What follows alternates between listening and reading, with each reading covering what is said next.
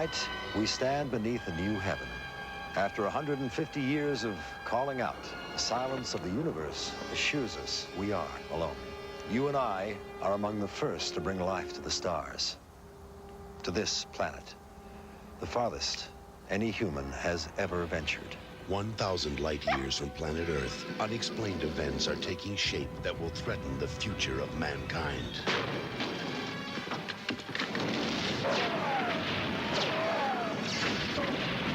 Now, 3 young cadets will begin training to take on an enemy the world never knew existed. I am here to turn you slimy civilian cesspool parasites into United States Marine Corps space aviators.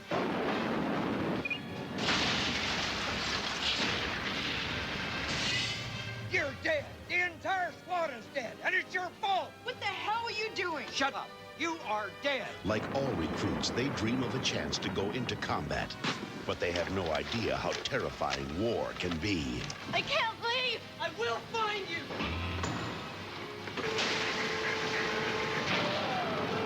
Last evening, landing party of the Tellus colony was massacred by an advanced alien civilization of tremendous power. From the producers of the smash hit The X-Files comes an extraordinary drama about courage, You see everything as life or death. I've seen these things we're at war with. friendship, I'm not gonna die for them. What would you die for? and the life and death struggle to save mankind from total destruction. Red 4, 9 o'clock. I'm going in. There will be a lot of new shows coming to television this fall, but one will blow everything else away. Let's go. Space Above and Beyond, coming this fall to Fox. Let's do this. Looking for some action next week? We're running. Change course. There's something you can't do.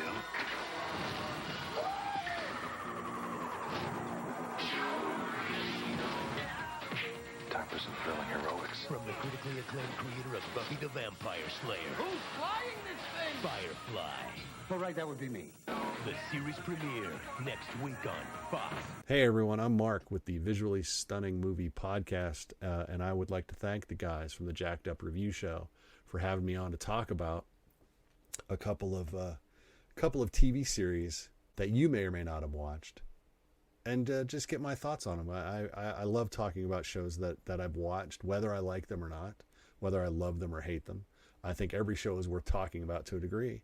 And so let's talk about a couple, because I love science fiction and I love serial science fiction. And the two that they hit on, one of which is in my favorites list, and the other one I hadn't watched yet. Space Above and Beyond, from 20th Century Fox Television, 1995 to 1996. Now, this is a show that I should have watched every episode of, all 23 episodes, apparently. But unfortunately, it hit television in 1995, 1996, when I was at the height of my military career, and working nights when primetime television was on. And this is pre-streaming days, people. There were no DVRs. You know, you were lucky if you had a VCR to tape your shows. You couldn't watch them all.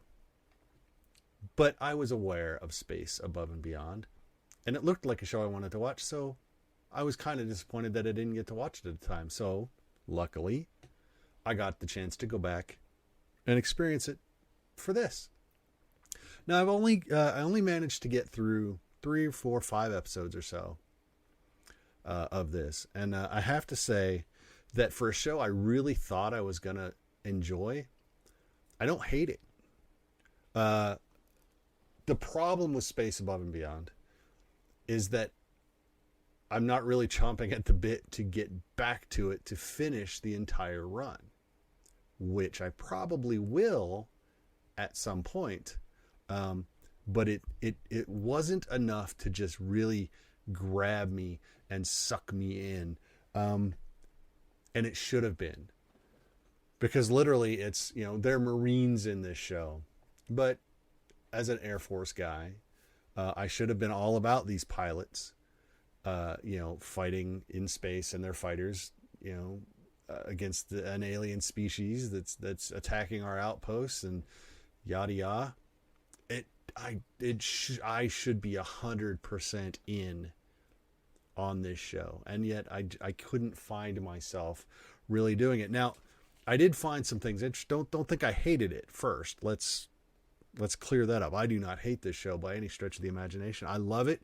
I love that it's unabashedly proud of its military while simultaneously not overly glorifying military action. In the pilot, I love the cameo by the late great R. Lee Ermey as a drill instructor. You honestly, you can't go wrong if that happens in your show. I love its themes of duty. I love its themes of service. I love its themes of revenge, because there's a huge revenge element in this show from our hero trying to get back to the woman he loves, who he was separated from and who he believes is dead at the hands of the Chigs, the alien species. And so he's in the Marines to try to get to her. It is a very interesting dynamic for me to go back and look at a show that was made so long ago and is clearly a project of the technology of the mid-90s television. Because you look at it now and what we can do, and this is clearly a show from that period. However, it's okay. It looks dated, but it looks dated in a way that works with this show, because the stories that it's telling are they seem very simple, black, white, ones and zeros, X's and O's. But you get to the edges, once you get into the stories, they start to blur as decent writing and really good writing can do. And so the effects are really harsh for the time you look at them. But, the fact that they're not perfect kind of echoes the fact that none of these plots are, nothing is perfect, nothing is simple, nothing is good, nothing is pure. So I found that interesting to think about as I was watching it.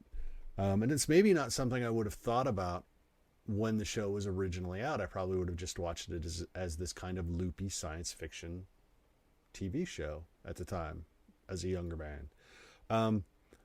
I would like to point out that what happened then that would not happen now on television is there is a carrier spacecraft named after General Colin Powell.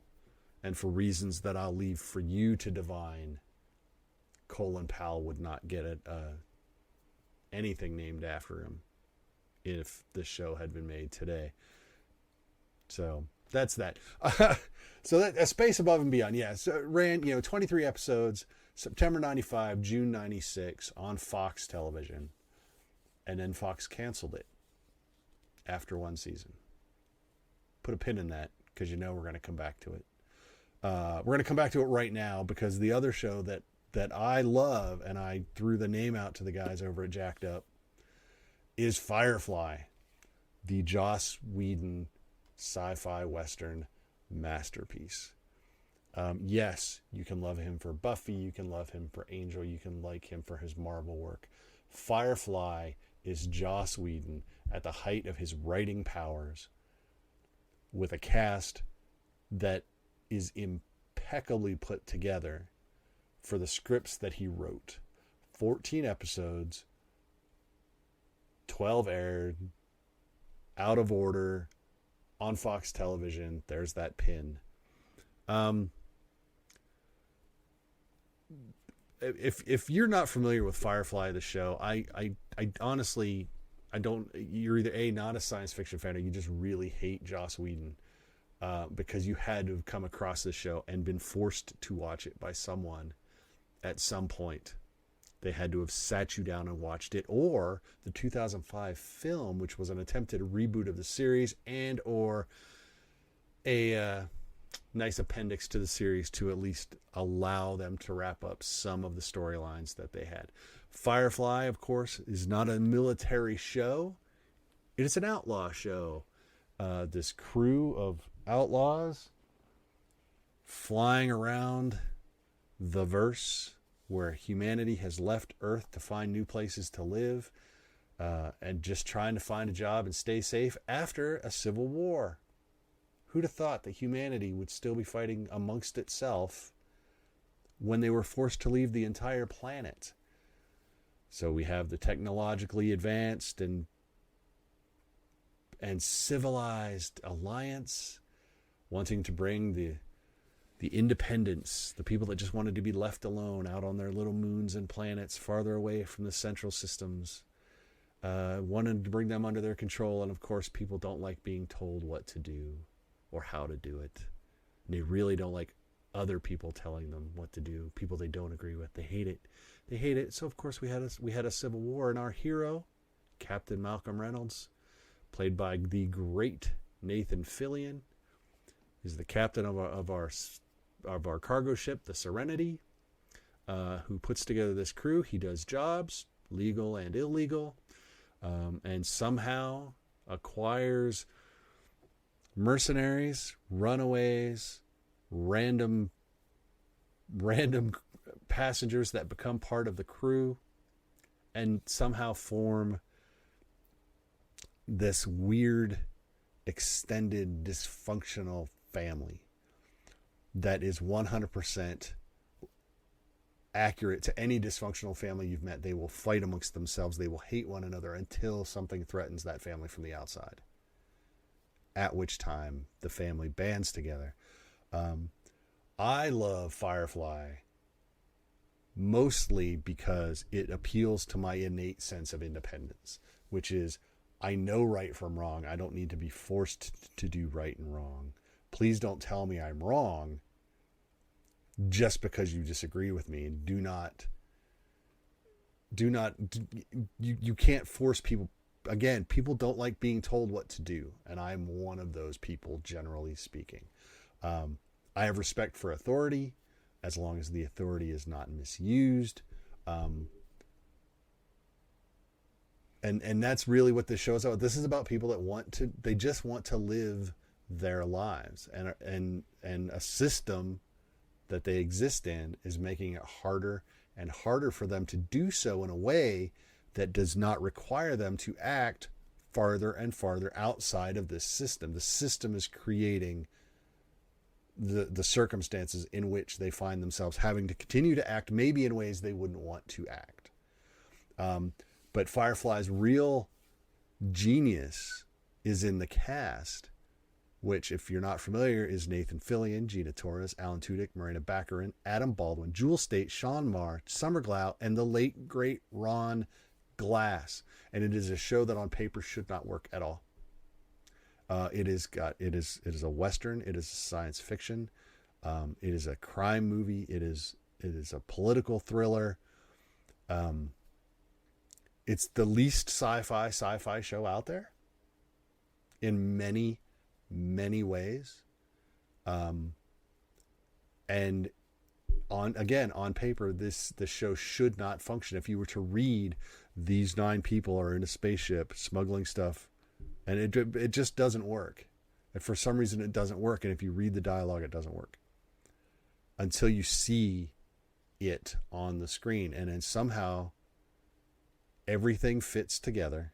This is one of those magical things that happens occasionally in film and television where everything, no matter how you got there, no matter how the casting may have changed from the beginning to the end, how different it might have been from what they originally intended, everything somehow just magically falls into place. And all of the teeth and all of the little gears mesh perfectly. And it runs effectively without a hitch. And you can't really find much wrong with it. In a way that matters. You can't find nothing important story-wise. It's done. Performance-wise, it's done. You might not like an effect or this or that or whatever, but for some reason, all of those pieces work. It happens occasionally in television. It's more rare in film, but it is just one of those things that is incredible. Again, Firefly has 14 episodes, 12 of which were aired, 2 of which were not, because Fox the network couldn't figure out what night it wanted it to be on and kept preempting it without telling people and moving it around, and it eventually canceled it after less than one season. Now, I told you we'd get back to Fox. Fox has a propensity, or did, I don't know lately what they've done, but they have a history of taking science fiction shows that are otherwise good and then getting people very excited about them and then canceling them. Space Above and Beyond probably would have gone a couple more seasons, based on what I've seen, and I feel like it could have run. Firefly, of course, is probably the single most cited instance of it. But there was a series called Terra Nova. There was a series called Almost Human with Carl Urban. That I don't know how Fox continues to find shows that they're willing to invest in and film and then subsequently kill. So I think what connects these two shows, Space Above and Beyond and Firefly, is not that they're science fiction films, or not that they're science fiction shows, not that they both take place on, with Earth having to expand out from Earth. This really is kind of, they're kind of joined by this DNA of perhaps coming at times when the system wasn't really ready for them, when the market wasn't ripe for them. They weren't ready. They came too soon to be properly appreciated, and so went away.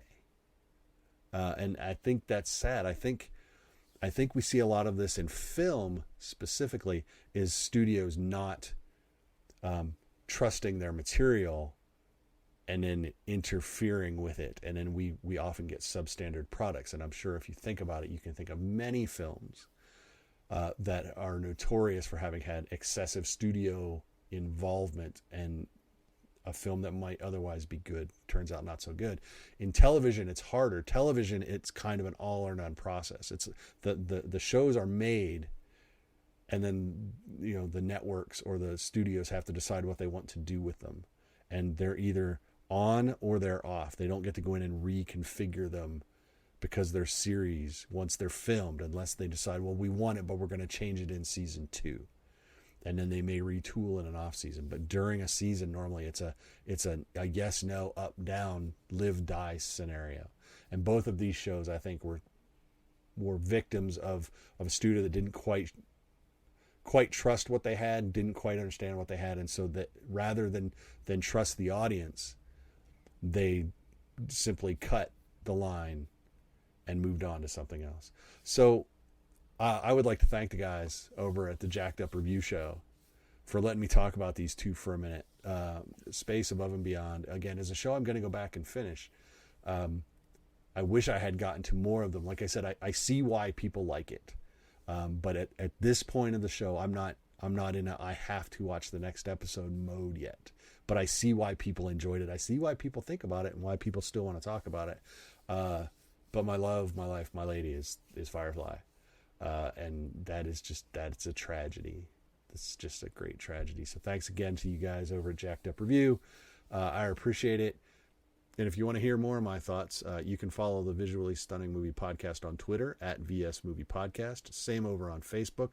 You can just jump over to the website, vsmoviepodcast.com. Or if you want to go over to YouTube and check out the channel there. Sometimes we get some stuff over there that's a little bit different. It's the Visually Stunning Movie Podcast channel. Check us out. Thanks for listening, and thanks for the chance. And welcome back.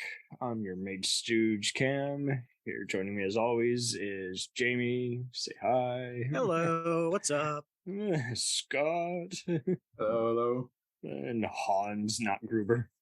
What's going on? We're going into a maze. We're going into cult fandom.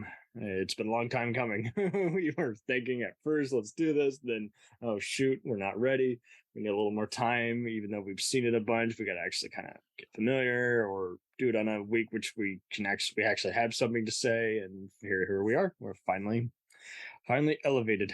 And I'm so excited. We'll always come out of the shadows for Firefly talk.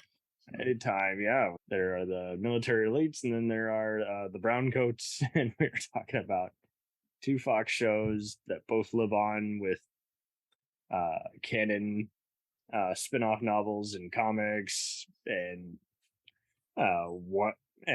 here in this case we have Space Above and Beyond, which was by head X-Files writers Glenn Morgan and James Wong, also known for Final Destination. It essentially took a Star Trek and pre-Starship Troopers look at showing in a fascist American military faced with Babylon 5 type serialized mystery and mostly on scene alien enemy. With Firefly, we have a Han Solo bunch of mercs with realistic guns, armored yet unarmed, Serenity spaceship. Final trip to the cinemas to wrap things up, and the legend continues still to this day. Yeah, it won't die. For better or worse. And because these cult fandoms are so complex, we'll only be able to talk about half of each of them. So I figured, hey, we can split it up however is long. Jamie, when did you get into Firefly?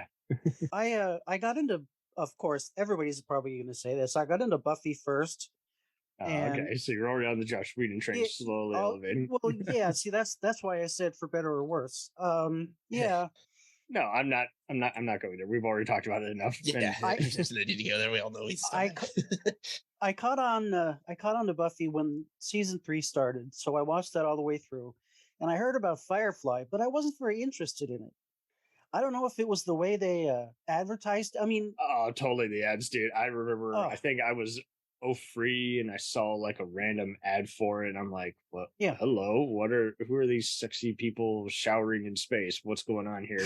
Well, that's kind of Fox a cool has spaceship. a way of just destroying any hype for a show. It looks like every other show that was on at that time, from Fastlane to Dark Angel, to where you're just like, ooh, so they're breaking the rules, but they're not. Do I care? Yeah. And where can I find this show? I'm often in bed by the time it's on TV. So it was interesting how they kind of went through that phase, and then they slowly stopped screwing people over. Slowly. Yeah. I remember even thinking, wow, this is Joss Whedon, but this show just does not grab me. I don't know. I'm not going to bother. And then, I don't know, however many years later, Serenity comes out. And I see the trailer, and I'm like, wow, fucking, what is that? Joss Whedon? I've never heard of this. What is this? And the voice is like, the cult classic, by popular demand, comes back in a full feature. I'm like, well, they're saying I should know this, but I have no clue what this is. So then I watched Serenity first, unfortunately, because I'm stupid. Then I went to don't know. You're not alone. You're not alone. Oh yes, sorry. Mostly everybody dies, but it's all good. Yeah, I went back myself and saw all the episodes on YouTube at the time. There were some that were on air that just because they had partial nudity or just a little bit strong language, but it was just interesting seeing them all marathoned on SciFi Channel for a few months while Serenity was out, and like you say, just seeing them build a legit world, reuse some Starship Trooper props and costumes for the. Didn't they call them the Federation also in that? Yeah. Yeah, the bad guys, and they're the bad guys. Yeah, you know that right away in Sci-Fi. It's just interesting how they go with that. Scott, when did you become a brown coat, so to speak? I did it back asswards like Jamie did. And, Jamie, that I saw ads for Serenity. Really, you can easily get into it, but like you say, you do get a little annoyed how they don't really develop everyone enough, and then they kill off half of them, and you're like, right? No, I mean, I think I don't even think I saw the ads that said, the cult class. I had no idea that Firefly even existed. Yeah, that was my response. I think on a whim, I caught it on either a streaming channel or actually went to the. I think I actually went to the theater to see it because like. Cowboys in Space, you sign me up if I got a Saturday afternoon free, and so I enjoyed it, but obviously I had no freaking clue what was going on. Past the excitement and action parts, and the trailer did not do it justice. The trailer they put out had I thought there was going to be aliens and shit. Joss Whedon's writing kept me very, very entertained in it, though. He's just the best dialogue writer. Yeah, I didn't know anything about him at the time either. Oh, really? I said I went to saw Serenity and no one enjoyed it plenty, and then found out. Then I immediately went and bought all of Firefly on iTunes. Yeah, me too. And, I got the discs. Which was, I think, when I bought them on iTunes, they were actually in the order they were supposed to be. Serenity first, Serenity Train Job, then. Both the DVDs and the other stuff were in chronological order, and that's what got so infuriating when you're like, well, why do people think that by airing it in different order gets a different audience? It causes confusion each and every time. No, it's just it was planned to fail from the start, because Serenity, the pilot, is one of the best pilots I've ever seen as far as building the world and letting you know what's going on. I mean, it's perfect. It hits every beat you need to invest in that universe. And I think the show would have done a lot better if they'd started with that, obviously. But it was such a class. Speaking about the pilot, it's a classic way to start a show, a series. It's classic world building, even little details. And then there's some alien Easter eggs. You even see whatever the factory place is that Wayland Yotundi or whatever. Oh, right. That's right. On one of the spaceships that Nathan Fillion blows up, Malcolm Reynolds, I should say, for those longtime nerds. But it's interesting how that's also technically the company of the replicants, right? In Blade Runner. Yes, it is. Yeah, so, just ripping off Predator too. I'm okay with that being the same. Yeah, there you go. Yeah, they ditched. Clearly, the replicants, helped destroy the Earth, and we had to flee. So. And then there's all these others who's who of sci-fi action. I think Mark Shepard is a brief recurring thief. The guy who plays Captain Acevedo on The Shield is another punk who just can't stop laughing at his stupid jokes. And then you get all these other colorful figures, and you remember them because they've been on everything from Battlestar Galactica to other troubled Fox shows like Arrested Development, where you're just that guy, and he's awesome. And it does a good job with survival and everything. I think that's why people keep coming back to it. And just that Western symphony music, it really does take advantage. It's practically Cowboy Bebop live action. Right. Joss Whedon wrote that with somebody, and I recall him on the commentaries that he was so proud of that song. The theme song. He wrote the lyrics. And Joss never watched Cowboy Bebop, though. Apparently, he didn't know anything about it. Oh, really? So he apparently said once, and nobody believes him. Did you guys ever listen to the commentaries? No, I didn't have that opportunity. So. Were they pretty cool? Were they pretty detailed? Oh, they're fantastic. Any one of the commentaries with Nathan Fillion is it's criminally entertaining, because it's basically just a theater type track. Yeah. Well, yeah, it's basically just it's a comedy routine. But the final episode, Objects in Space, he does it by himself, and he starts off by saying, "Okay, I'm going to tell everyone on this commentary why I love movies, why I love creating, and why this, why that." And he specifies, this might sound interesting. He says when he saw Close Encounters of the Third Kind, that changed his life forever. That's what put him on the road. So you actually got inside vault by listening to the commentaries. What?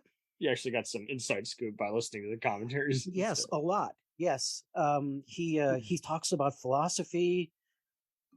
Just it's a really deep commentary. I mean, if you're not 100% fascinated and you just want to dip your toe in, I would recommend listening to the commentary for the final episode, the one with Jubal Early. Mm-hmm. Yeah, sweet. He jokes. Oh, go ahead. I'm sorry. He jokes about when Early is intimidating Kaylee. Yeah, and he makes the rape references. Yeah. And Joss Whedon he's talking, he's listening, he's joking. He says, "Yeah, nobody wanted to sit with me at lunch that day." Well, because they didn't like right, but we've heard there are other reasons people didn't want to sit with Joss anymore. Yeah. I don't get me going. I don't know. It's hard, that's man. its own show right there. It's pretty much. It's now like okay. Can we just admit that every Hollywood person is a scumbag? Oh yeah, pretty much. I mean, at this point, yeah, I've resigned my. Patton Oswalt's about the only one who hasn't pissed me off yet. So let's just face all that and move on. Exactly. Either way, I did discover Buffy finally too. By the way, my couple girlfriends ago turned me onto that. Never got around to Angel or Dollhouse, but I mean, interesting. Yeah, Angel, definitely appreciated. I think is still like on TNT like 24/7 along with Bones and freaking. Yeah. Have you guys ever done a sci-fi trivia night and ever been like, by the way, what special effects company reuses its spaceship from this cold hit in Battlestar Galactica? And the answer would be Firefly, because apparently many fanboys with too much time noticed on like rewatching HD versions of the new Battlestar that the Firefly ship is clearly in there. They're like, what is that ship? Is it in the same universe? And it's like they just were reusing one of those CGI models of the spaceship in there. I know we're not there yet, but I did just watch the first 2 episodes of Space, and I got a very Battlestar Galactica vibe from that actually. So it's really hard to believe that it came out before this, because it's the same kind of deal. Like, Wong and Morgan, again, they were the head writers on X-Files, so they already had a lot of geek cred. Yeah, and they stuck with that and Millennium.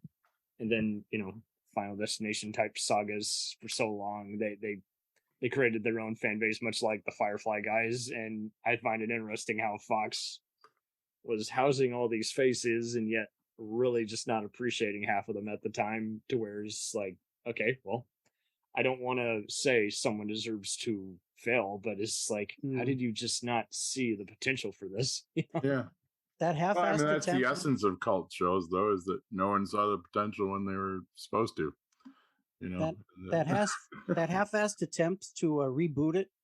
Now that's been buried now, right? Or is that still a go-ahead? The Battlestar or Firefly? No, Surrender. Firefly.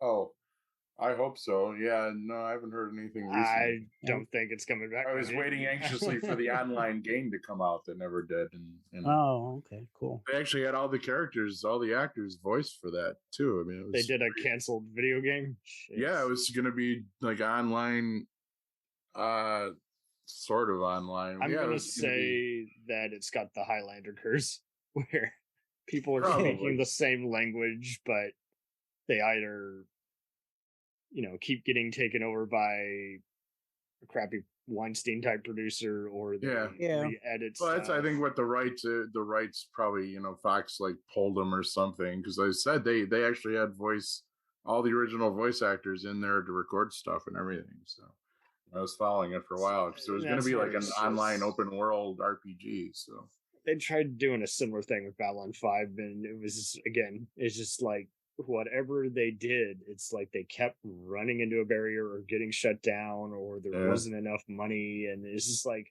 why do you guys do this to yourselves? This is like there is an audience. There's a clear ass audience. You might not make the numbers you're looking for, but you're gonna make some kind of money. I mean, just having it at a convention alone would still kill.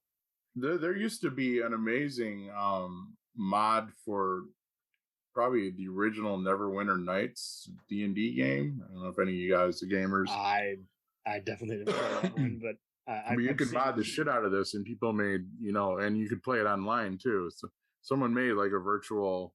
You could have persistent worlds online, and modded ones, and somebody built an entire Firefly verse. It was amazing.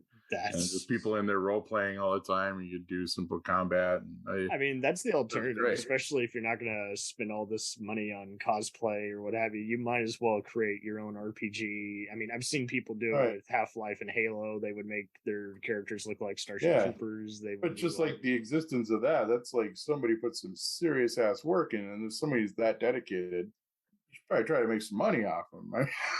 You would think. I know they've hired some gamers who made a perfect hack and everything else in some cases, and now it's like companies get infuriated because or they fear for their own. Like they'll do something douchey, kind of like Paramount did with those Star Trek fan films, where if you instead of just hiring you, saying, "Hey, you're a fan, you know what's clearly best," or even pulling a Deadpool where we're going to force Fox into releasing this now that we put them on the spot. It's like they always will either file a cease and desist and get like intimidated and then just say, please don't repost that. It's like, well, why deny all the glitter? Why deny all the gold? It's so wild when studios have like an active disdain for their fan base.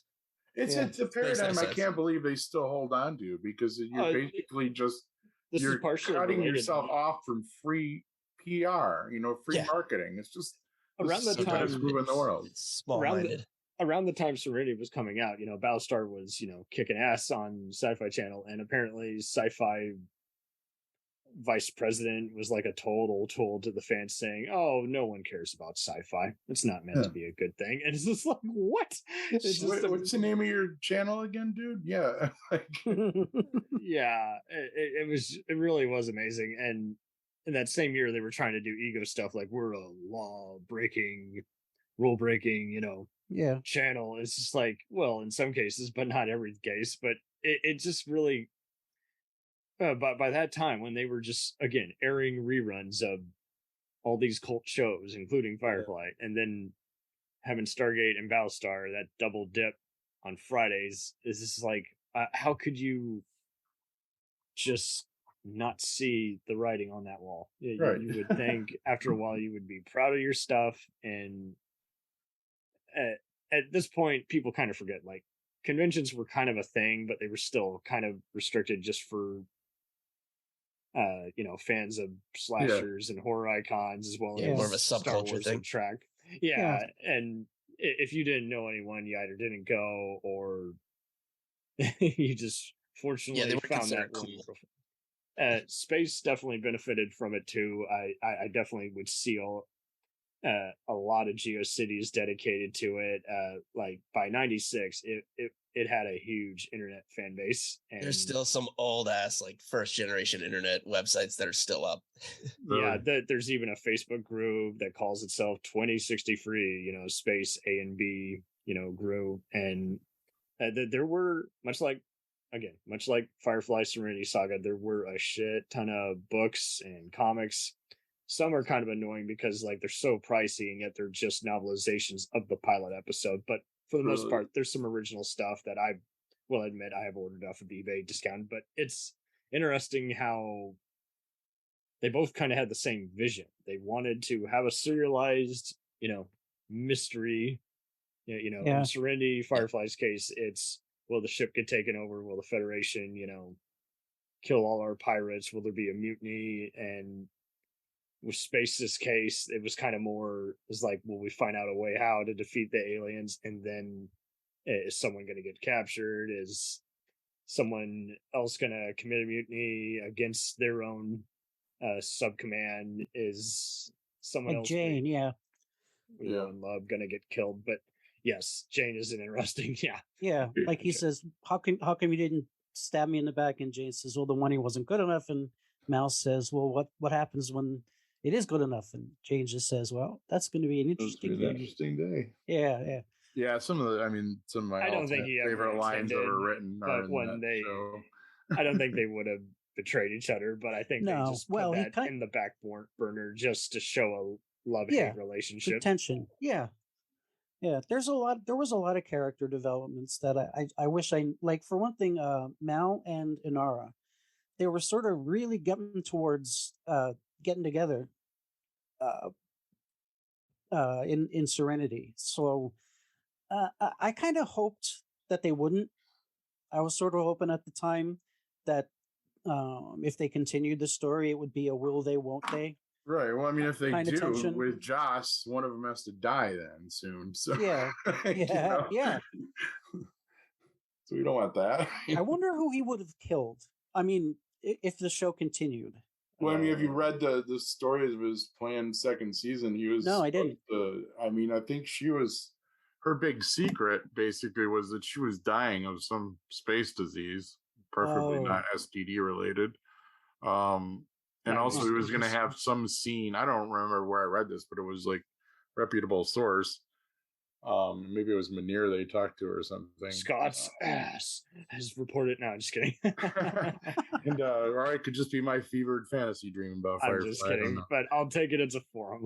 He had apparently written a scene where like Anara's secret little syringe case that she produces on Serenity was supposed to be like an anti-rape drug that killed people if they raped you, and like they were going to have her raped and maybe killed by reapers or reavers, which really would have been just gross, dumb. I don't know. I think that would definitely cemented Joss's evil reputation for murdering good characters, even above and beyond. Either way, that's a good.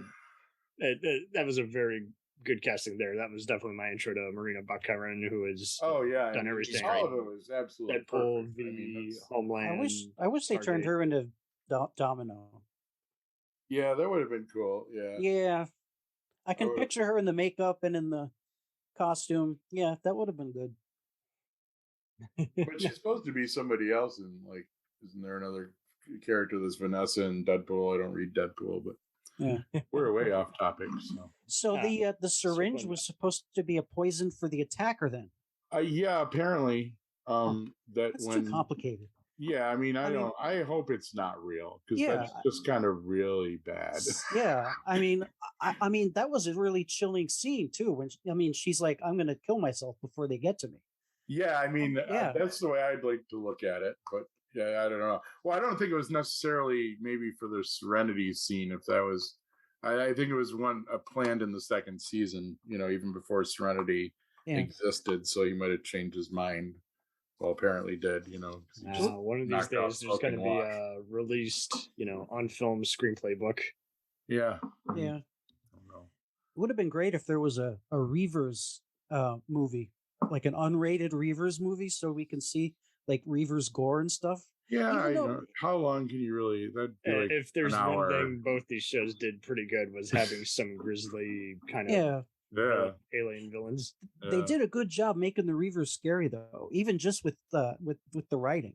Oh, totally. Yeah, I mean that one where they say if they'll kill something like they'll skin you and rape you to death or blah blah blah. And if you're very lucky, they'll do it in that order. They'll kill you, rape you, and eat you. Yeah, I mean, wow, that's crazy. Yeah, that was what a great show. Zoe, that is one of the best characters in the world. She was a really weird. She was an angel too. She played some kind of demon or something. Oh yeah, okay. Yeah. It was a completely different character, so it was kind of weird. Gina Torres' character, yeah. And that's just it. Like once Firefly ended, he just kept putting them all on Buffy and Angel Saga, just having them play various characters. I always thought it was interesting how her surname Washburn was inspired by her surname, since she was technically married to Lawrence Fishburne. So I was like, okay, awesome. That's Lawrence Fishburne's wife. Oh, that's right. Yeah, at the time. What is everybody's favorite episode? I was thinking about this today. Yeah, other than the pilot, I'd have to say, I don't know, War Stories probably. War Stories is good. It's just funny. I mean, it's tragic and funny, but there's some of the most hilarious shit in there. What's the episode where they have a contrast? It's like their ship's getting raided and they're having to hide all throughout their ship to pass inspection and everything by the Federation. Yeah. Is that the one where Mal is on the ship dying and he has to get a part into the engine? I think or is that so. A different one? Well, mainly you can tell like River is and her doctor brother are both hiding, and Federation's like sees the vehicle and everything, and they're all. Oh yeah. Okay. Not objects in space. No. I got to admit, my favorite is Shindig. I don't know. It just it's a close second for me, definitely. it's the simplest episode. It's pretty much self-contained, but I don't know. It's magic. It's just one of those magic episodes, I think. It did have a pretty good cast and crew. It just was pretty much, again, it's just why I never understand why they schedule stuff a certain way. Yeah. And we can't forget our Mrs. Reynolds. Yep. Where we were so lovingly introduced to Miss Christina Hendricks. Yep. Going to that special hell. That was hilarious. When he was helping her pals at the brothel and everything, it did take me a while to realize, oh, this Mad Men actress, I have seen her before. Yeah. Josh, do you have any closing thoughts on Firefly before we move back to space? I mean, I was really late on it. I think I've watched it for the first time in like 2015 when it was on Netflix. Like I'd been told it was good, right? But I was told it was good, but I knew it was only one season, so I was like, why do I want to get invested in this? See, I didn't know about the cancellation. I was only getting 13 episodes when I went searching for it. I'm like, oh man, this thing. They made a movie out of this fucker. This must have gone several years at least. Yeah, I thought the same thing. And now you guys have done it to me again, Cam. You've introduced me to Space Above and Beyond, and now I know there's only like 24. At least there's 24 episodes, and it's going to leave me on a heartbreaking big freaking cliffhanger, isn't it? That ending, man. Great. I was just going to. I don't have the energy to hunt down comics and books either. We're just gonna watch it all and grieve like we did with Firefly. So. I remember that ending bumming me out at the time when I was like 12 or 13. Mm-hmm. Bummed me out again when I just rewatched it all. It's just there's never a conclusion. It's so sad. I've watched it's kind of the sad like for 3 anything, times now, especially when the quality like delivers, and it just makes you wish just like some of the hot shots would just, they would negotiate with so many shows that weren't cutting it as ratings, and yet they would still say, okay, well, we'll give you an extra year. You got 1 year left, and now that just doesn't even happen. Now it's just. I mean, it was an expensive show. Like, it's so wild because they clearly put a bunch of money into it at the beginning. Like they thought it was going to be big, and then they just bailed on it almost immediately.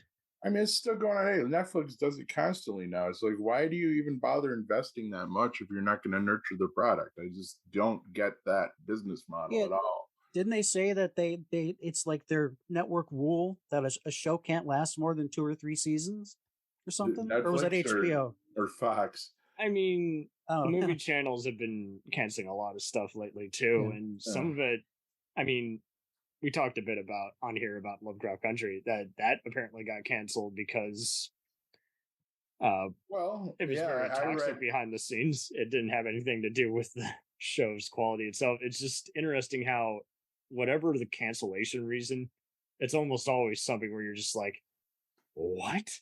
Yeah. Yeah, it's I like, don't accept that. Adults figure this out. Yeah, and for the longest time, I've tried to hold out hope that Hollywood and the filmmaking industry, there had to be some art thinking people in it, artistically thinking people who, don't usually start every sentence with product or brand. Yeah. But it's depressing. It depresses me to think about it. I don't think that's true. I think wait till Disney owns everything. And yeah. Some real quality stuff. I'm waiting for Google or someone else to crash the whole market. And then shit! Don't even say that. Too late. Amazon's trying 5 episodes now. Google I was going to say, or Microsoft, Apple. We're screwed when Amazon starts making their own movies. But I forgot they have started making them.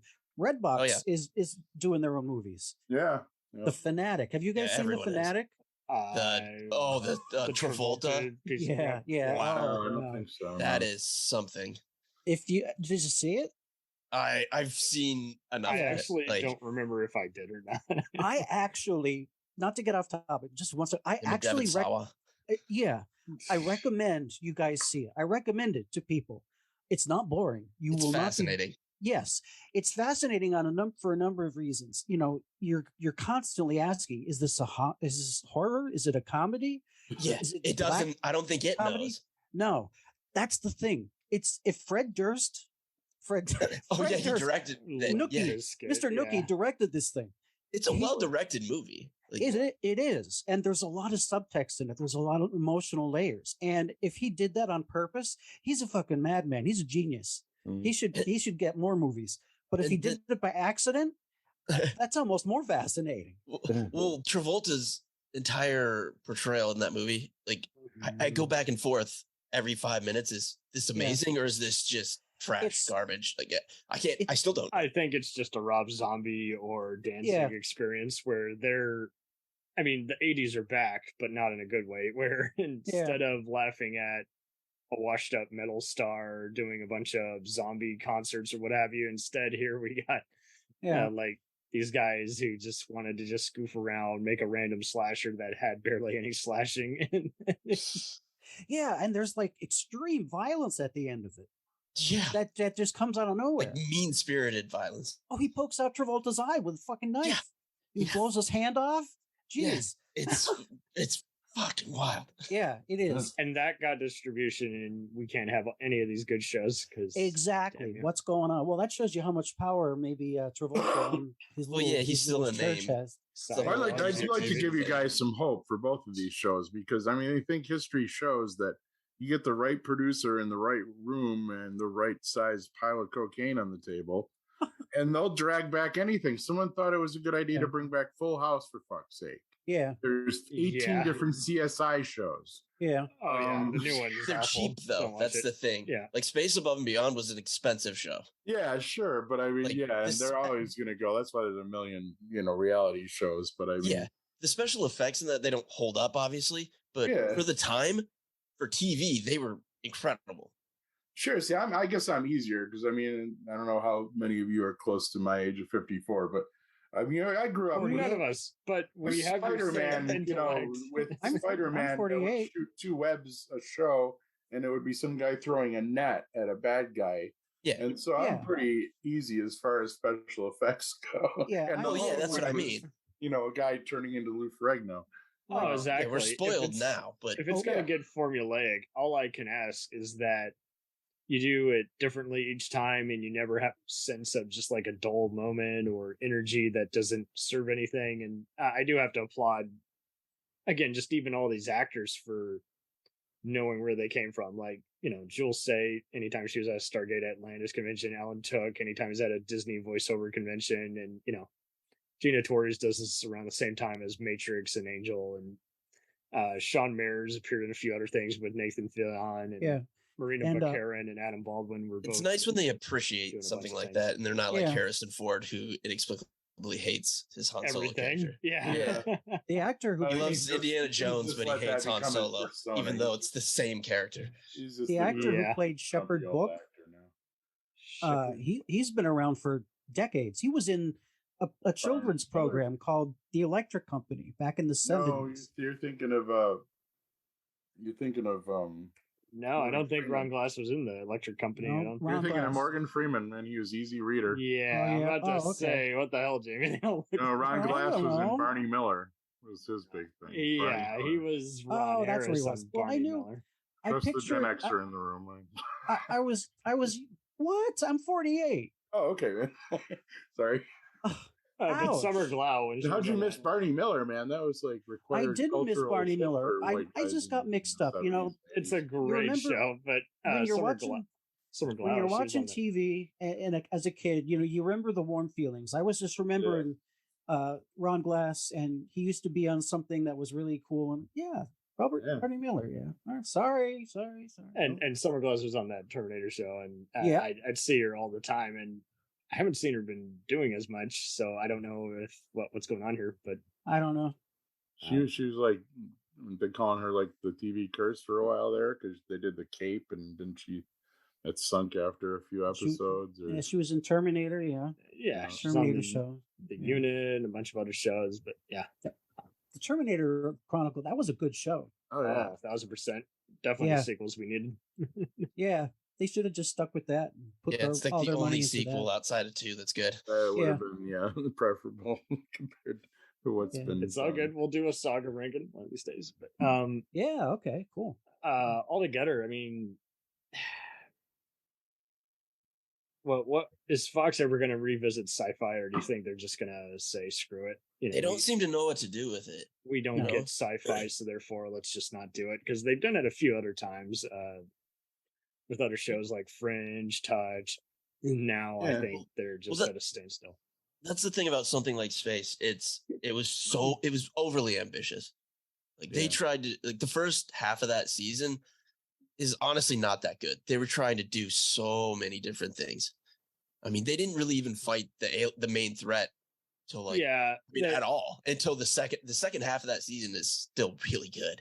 That's when they figured out, oh, okay, like we need to chill on like the evil corporation and the AI and the everything. It was just like we're throwing everything at you all at once. It's a bit too much, man. In between the pilot, and like I want to say episode 10, I think, you don't really know where it's going, or it's enjoyable, but you don't love it. It's kind of more of those where it just didn't know what it was yet, you know? The pilot didn't really grab me all that much. I'm no. Completist. So really? Okay. No, just acting was a little sketchy, with their I don't know what they're working with. They're probably all staring at green screens through most. I kind of dug the acting actually in this. I mean, the cast all has good chemistry, which goes a really long generally, ways. I do like. I think that helps a lot. In the beginning, that was my. I thought they were better by the second hour. They hooked me though, pretty much. I thought they were at least better than most of the Star Trek shows in their first year, because no one knows what they're doing in the first year. But it was interesting how they would get some other just bizarre guests to play other aliens and holograms. Richard Kind comes in as like a psychic officer. Coolio shows up. Coolio of all freaking people, and he's actually pretty decent because on Space. I couldn't believe my eyes. I couldn't believe it either, because I figured, well, Coolio's not much of an actor, and here somehow they got him to behave and had him be an interactive, sarcastic. I thought I was hallucinating because it was episode like 19, and I watched all 23 episodes in a row right before this. Oh Jesus!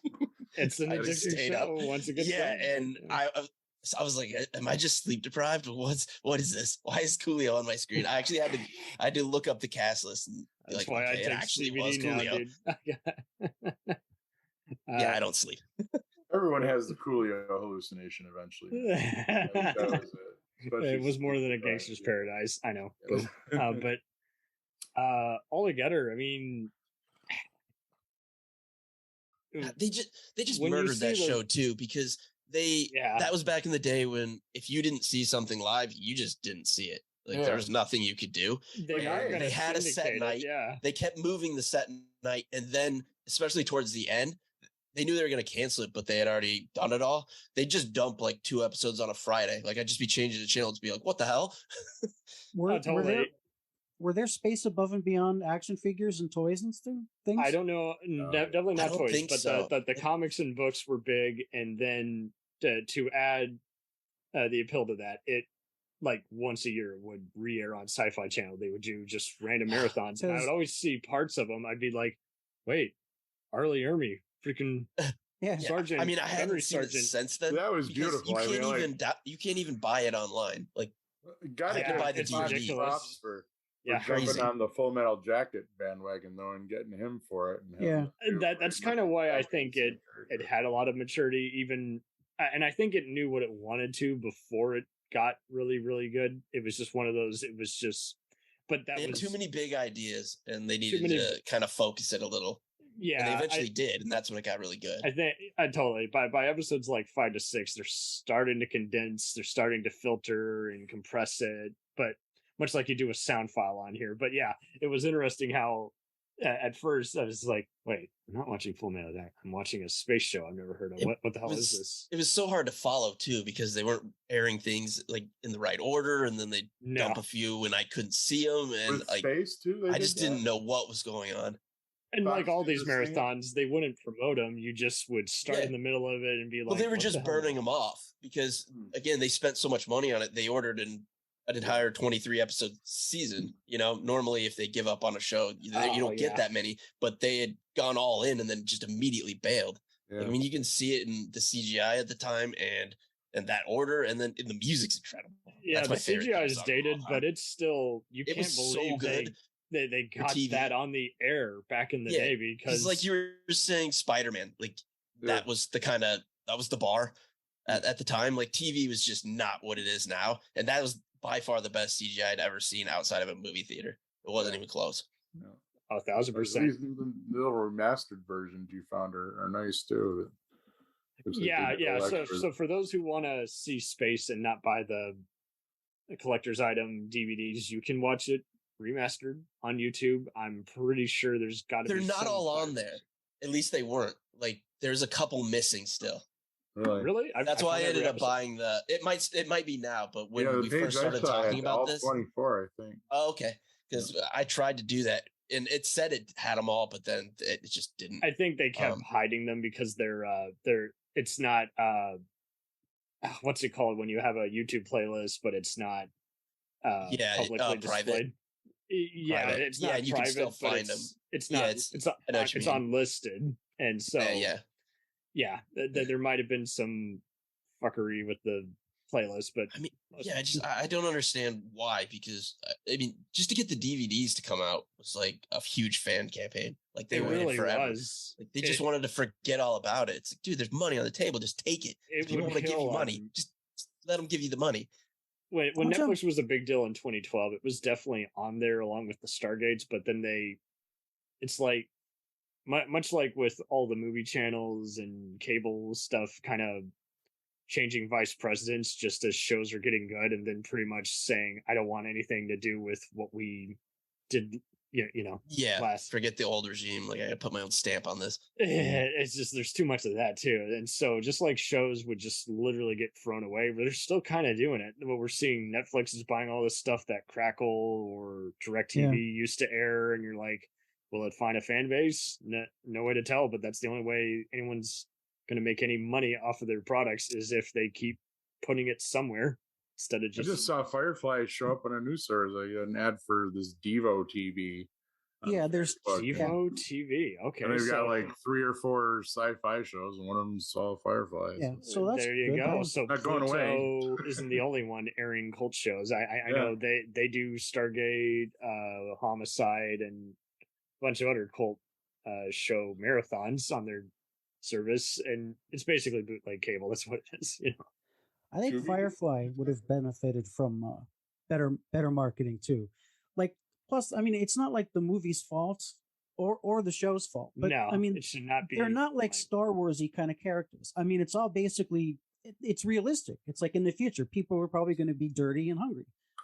Yeah, it's a little higher concept than your normal. It's very prophetic contrast. Yeah, it's even more prophetic now that on an international, like if we ever have to leave the planet, we're probably gonna have to get along with at least one other country to manage it, and it'll probably be China. So, and the whole idea, very well thought out world building. I mean, some of the best. Oh, totally. Much like Buck Rogers, even though it's existing because of the Star Wars method, and it's got kind of a Star Trek, week to week kind of deal, it goes beyond any kind of conception, like you guys say, by really hanging on to the whole what would you do in this scenario, yada yada. And I mean, good science fiction is based in reality. It's something that could actually happen in the future. The idea in Firefly of by that point in the future, the world, everybody owes China so much that China just decided one day to just say, okay, I own all of you. So, I'm moving in everywhere. Well, that's why it was. That's why they bounced between Chinese and English. That's why there's all. No, that's so true. And to think that a year later, Deadwood was on HBO. and this was. I mean, it's kind of like goes back to what we're still seeing bullshit now. We're seeing crap like that people will say like, "Oh, R-rated movies don't make money," and then we still see, a Matrix or Deadpool type blockbuster make serious bank, and it's like video game adaptations don't work, and then we get the last. Right, they're causing kids to kill each other. You just done it wrong. Yeah, it's just like what are your statistics? Because if they're anywhere near your booty hole, which they probably are, then this is probably what you're. Yeah, that's what happens when non-creative people make business decisions on creative properties. Either that, or they got to deny it and then shuffle it around so they can rip it off and not pay anybody. And you're just like, so. I mean, so many shows need to find themselves too, and they don't always get that. I mean, if you watch the first couple episodes of Seinfeld, not good. No, the first season did not find its place yet, and it wasn't. Parks and Rec, same thing. The first couple season or two, not good, almost unwatchable. Yeah, and don't get me started on all the Star Treks. They take fucking forever. Is like half the season will be good, and the other half will be like, well, it had a good start. That ending was just dumb. Or just let the creative people do their thing, and if you get talented people, they'll probably figure it out. You just gotta give them some time. They killed Star Trek. They killed Star Trek when they started to put more flash and less deep thought into it, Yeah, because it wasn't an action franchise. That's not what it was about. Yeah, at all. Totally. Every other Western show takes a while to actually let you inside the saloon or the barn. Trust the creatives and let them build their world, their characters, everything. People complain about shorter seasons too of shows, and I think it's a better thing because it shows people how much they love a certain thing. 24, you don't get filler, man, because you don't get nonsense episodes that just don't advance the plot. They're just there because they needed 23 of them. But 24, I actually thought got better when it stuck with 12 episodes because when it did the whole was played out by then. I mean, that was a good show, but I don't know how they were able to stretch it out like that every season.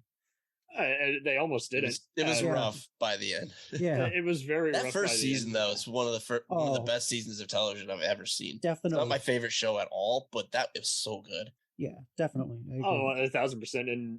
And but remember, it did have those 2 episodes where Terry randomly got Alzheimer's or lost their memory, and you're like, and I so hate an amnesia plot. That's such a lazy, hacky. And worst writing ever. 3 episodes, it's better, and you're like, what the hell? Why did you slip and trip? Yeah, they stumbled. But that's the other problem I have is every show will always have that insulting moment to where it almost they had to because they had a story to tell that wasn't 23 hours long or whatever. It's too much. 1,000%. And I bless any writer who can actually, because they don't make shit. They still don't make any money to this day, and so I applaud anyone who's. They actually build their own family and they actually get along with each other and love coming to work and writing a fictional world. It's just so infuriating when you hear all these stories about how the showrunner was toxic or refused to give anyone credit if he rewrote an episode and not even share it. I feel like they're getting a little away from that. Now you see people that are maybe not the most talented, but people hang out with them, and you're going to be around anyone on a show a lot of time they get out of their your life. place. And if you enjoy being around them and they're moderately talented, they're going to pick you every time over someone who's maybe a little more but a dick.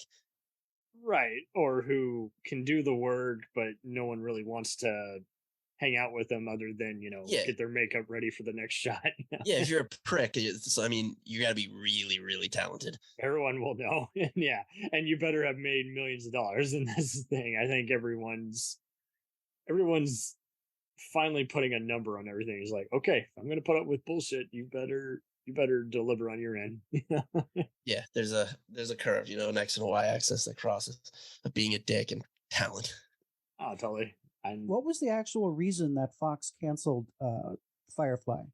Because of money? Ratings, I think. Ratings? I think it's ratings, but because they didn't promote it properly. So. Yeah. I mean, they're airing things out of order. How do you expect it to work? Okay, so both these shows had that didn't problem. They air didn't they air? It was very expensive. First? Yeah, and both are expensive shows too. That's the other thing. You got to kill it to justify that budget. Yeah. In space, they advertised the hell out of it before it came. Yeah, I mean, I actually remember ads for both shows. Yeah, and then just nothing. Then they just threw it on the pot. Yeah.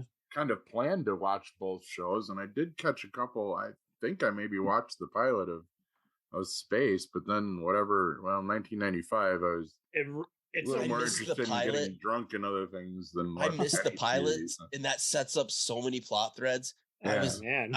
And that was before like the internet or DVR or anything or streaming. All I wanted to do was know what the hell was going on, and I had no way of being able to figure it out. Yeah. And the internet was more obscure back then. So if you saw part of something, you'd be like, wait a sec. You would get it all the time mistaken for various other movies and shows, because it's not like they had what IMDb is now, where everything had a poster, even fan made, and like you guys said, is like the pilot is very eye-catching. It's not quite there yet, but it's still very intriguing. It's going to go somewhere interesting. But it is like it didn't get anywhere near the viewership after that first episode, and it was being produced in Australia. That's why all those outdoor shots are just so dynamite, eye-catching. And I mean, outside the space battles, they did pretty much everything practical, I think. They really did. It's a total rarity, and that might have been its deal. I mean, there's I still gotta give the art direction credit, because like, even though they're using stuff where you're like, I doubt anyone would be using this in 2063 boomboxes. Don't believe that for a minute. But the guns are all 2063 is not that far away. The guns are all antique looking. They pew pew pew pew. They shoot out lasers and shit. The episode with Adam Goldberg and the tank, it's just a tank, but somehow it runs on some weird power cell. It's like, it's a decent tank, man. I want to know somewhere if that's how he got his Saving Private Ryan role. Probably not. I was so happy to see him. Like, oh God, he's being such a loud mouth. And it always keeps the whole basis of like a future war show without resorting to just cheesy, patriotic music. We got to have an Independence Day score here. But like you say, it is like they'll find themselves in a sticky predicament. They get in a tank, they get in a out of control and then all spaceship. the new characters are just going to die and everyone else is going to be okay. A lot of red shirt action going on.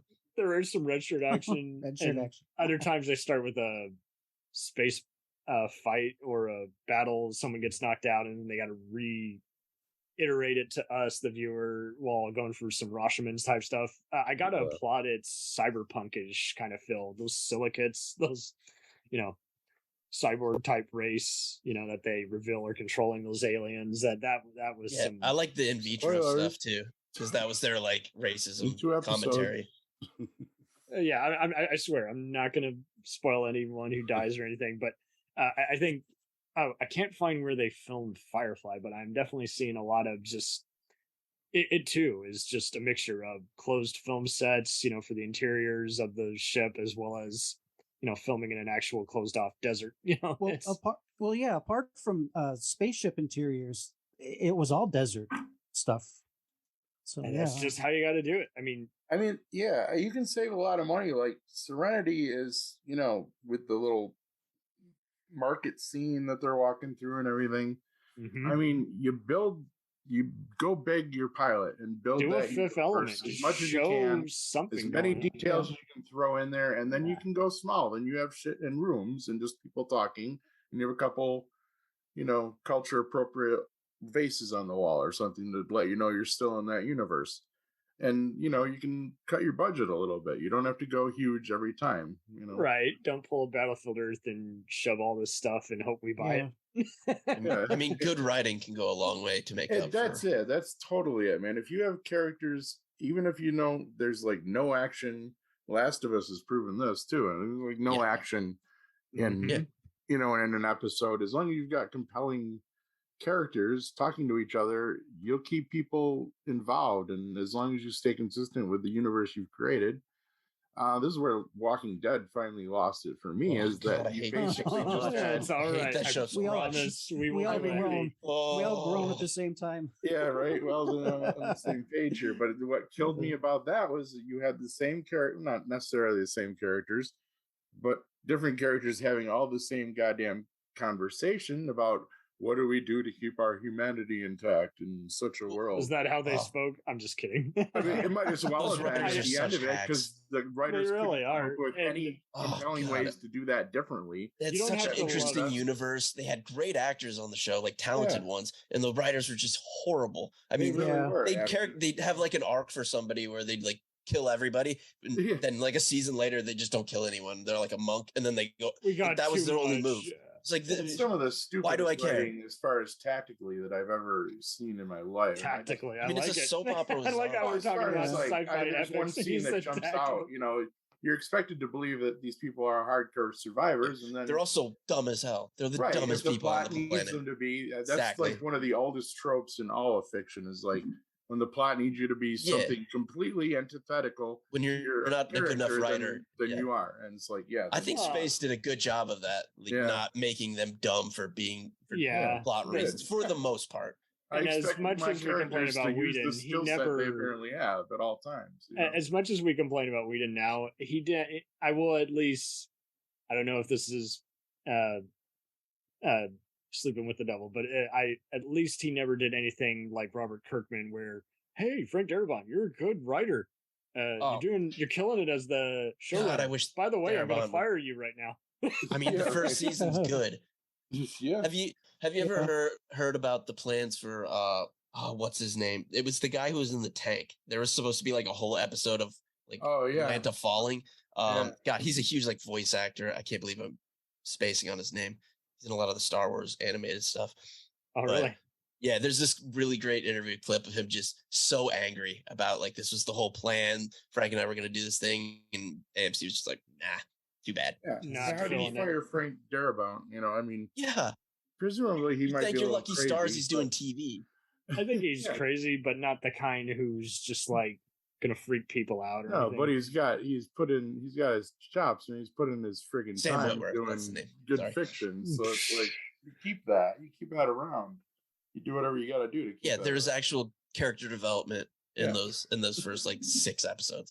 And I just don't get writers, man. You would think they would want to just. I think it was more showrunner issues with that. They were seeing like 30 million people an episode, and they just got way too full of themselves. They're like, we can't. We're so great. We're so good. We're so talented. Wow, no, you're not. It just baffles me how there's like still spin-off shows and shit going on. Just like. Was it just like family members watching this now, or people still love it? I mean, I like some crossovers, like the Dick Wolf stuff, but when it's something like NCIS, I don't, or even the DC, crossovers, it never made any sense to me because half the time those writers are so different from each other. Their styles don't gel together. Yeah, I tried to get into the DC stuff too. I was just into Supergirl first, but I mean, you can't help but watch the others because you're lost unless you watch. I enjoyed all those in the first 2 seasons, all the CW stuff. That's the thing. I mean, it mutated over the years. Yeah, they just lost me after a while. They all wanted to aim for the big crisis storyline, and they were like barreling towards it like crazy. They didn't want to wait. I just watched the Crisis episodes and I was happy. I'd given up on all of them by then. I didn't even bother. Are they good? It's really a lot of fun. Like it's hard to believe that they all look like they're having a lot of fun together. Oh yeah, you see those other crossovers, like you say, and it just looks like again, everyone's on a green screen talking to a empty room, and it just you can tell because it just doesn't have any emotional resonance. Whatever the editors, Maybe I should go back to it then, because I loved the first couple seasons of The Flash and Green Arrow and Supergirl. Yeah. Huh. But something else to watch. God, too much stuff. Too much stuff. It really is. There's so much stuff nowadays to where now we even wonder with each other, like, what can appeal to all of us? Like, it just seems like everyone wants to repeat their formula, even to where. There's only 3 chords in rock and roll, right? So you got 3 chords. Hey, there you go. I like that. Yeah, that's cool. Speaking of which, both these shows do have just excellent soundtracks. I got to say. Oh, God, I love the music. So let's. I'm probably gonna play the Ballad of Serenity this weekend live in a little hippie shop. There you cool. go. Nice. So I remember too. I was going to last time I played there, and I totally skipped my mind. See if there's any brown coats in the brown coat deadhead crossovers in the Venn diagram. Oh, totally.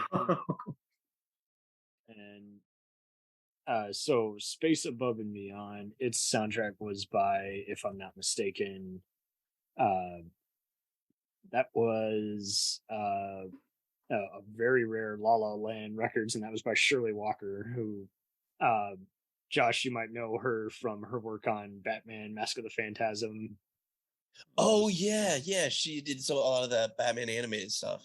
Yeah, she like many composers, she would start out being like a orchestral assistant, and then just started, along with other Hans Zimmer productions, doing additional music for the fill-in shots and everything, and done all kinds of everything from soap operas to Full Moon to other primetime shows. Yeah, she's quietly like super successful, and no one really knows her name, but she's in like a lot of stuff people love. Yeah, but yeah, her other credits include Final Destination 2, 1 and 2, True Lies, Mystery Men, yeah, and True Lies, and Escape from LA. Yeah, Superman. God, I love that. If I ever was allowed to make a TV show, I would buy the rights to that theme song, even though anything I would ever make, it would not fit with. But I don't care. I just want to put it in. And I love it so much. It could be maybe your new movie studio logo music. I mean, there's only 2 shows that I've never skipped through the opening scene, and I'd watch the entire credits because they played it again. It's that and BoJack. Those are the only 2 that I'll never skip. Listen to them all. I love them so much. Either that or South Park. Come on down. No. Yeah. But, Jamie, you'll love this. Greg Edmondson is the composer for Firefly, and he's done everything. Like, he was trained by Mike Post, Law and Order, Magnum PI. Yeah. Okay. Rockford Files, and he's done all kinds of stuff like TV, movies, indie films, Cop Rock. There's a great start, as well as King of the Hill. The guy who did the music for Firefly did Cop Rock. Yes. Okay. All right. As well as the Uncharted video games, which is just so funny because that's a character where everyone for years has been like, have Nathan Fillion play him. That's so random. It is a very random resume. Yeah. Yeah. Wow. Oh my God. I think we're gonna get a lot of video game adaptations coming up. With the success of The Last of Us. Well, let the bodies hit the floor. Yeah. I mean, hopefully they take what's actually successful from it, where they just did the thing from the video game. Just do the thing. Oh man, you're gonna know this from freaking Mythic Quest, but I love that show because I love Mythic Quest. It makes fun of just how so good video game execs are not on planet Earth and other people are just like. It's so wild how they've screwed them all up. Like Resident Evil just is endlessly fascinating. But remember that scene where they say, "If it's an adaptation of the game, why are you trying? No one's gonna like this." Yeah, I mean, like if you played the game Last of Us, I mean, they take scenes from it word for word, and I mean, because they worked. Just do that. Just do it. Yeah, it's not that hard. This is the easiest thing in the world. It's already been done for you. Just do the thing. Just do the thing. Come on, children, don't be shy. Yeah, I hope they take that from this success, but usually they take the wrong thing. It's a weird balance though, because when you're adapting something like a game or something, you want to make it yours, but at the same time you want to do with it what made it popular in the first place. Well, they brought the guy that did the story for the game on to work on it. Oh, so you okay, didn't have so that crossovers helps. There. I mean, you got to change some stuff because certain things work in one medium and they don't work in another. Audiences complain. I know. Yeah. How some people still complain that superheroes don't have their comic book costumes and I'm convinced though that none of those focus groups do shit because no. Well, I mean, look at the people that are doing it. It's like when you're walking around Vegas on a Tuesday afternoon, it's that they'll be like, "You want to go watch this movie?" Or like it's people who are like unemployable or like I mean, who's intelligent that just has that time to be able to go in? Like, why do we care what that person thinks? Exactly. And I listened to the Turner Classic Movies podcast. I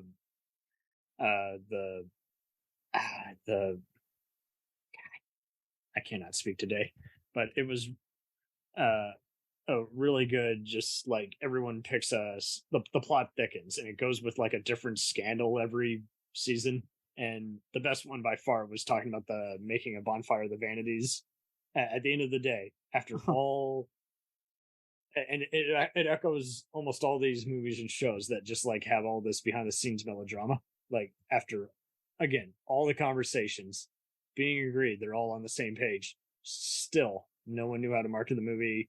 The execs who hate everything surprisingly liked the movie but didn't know how to sell it. And then the focus groups just kept saying, "Fuck this movie! It's boring. It's garbage." It's crazy how execs like put their creative input when they're not creative. Like, and they just networks like FX, they just go, "Hey, you're creative. Do your thing. Like you're creative. You're better than me. I don't know. I'm not funny. I'm not talented. Like why would I have a say?" 1,000%.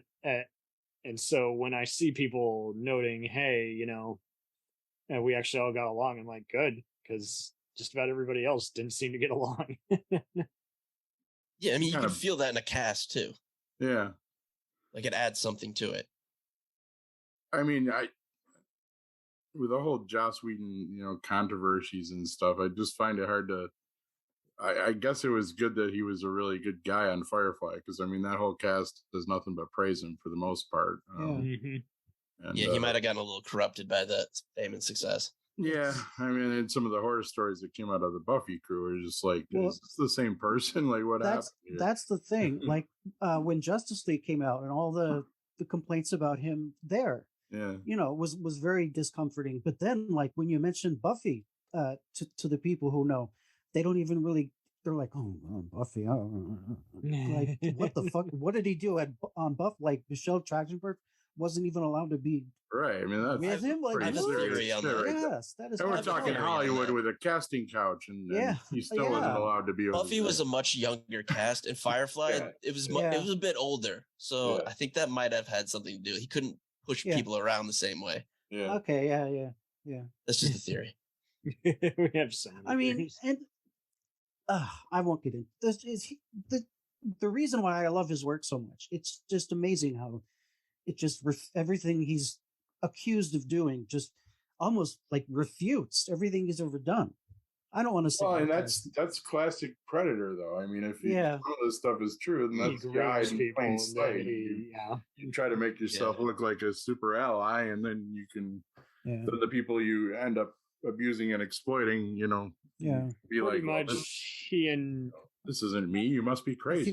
I feel he deceived. had ideas, and then it became very clear that he was pretending to be like James Cameron, but he was just doing it just because he kind of wanted to, again, just control people, not actually have powerful female characters. He was just doing it as like, see, I got a grasp over you. I can take you out of this world. And it's like, well, dude.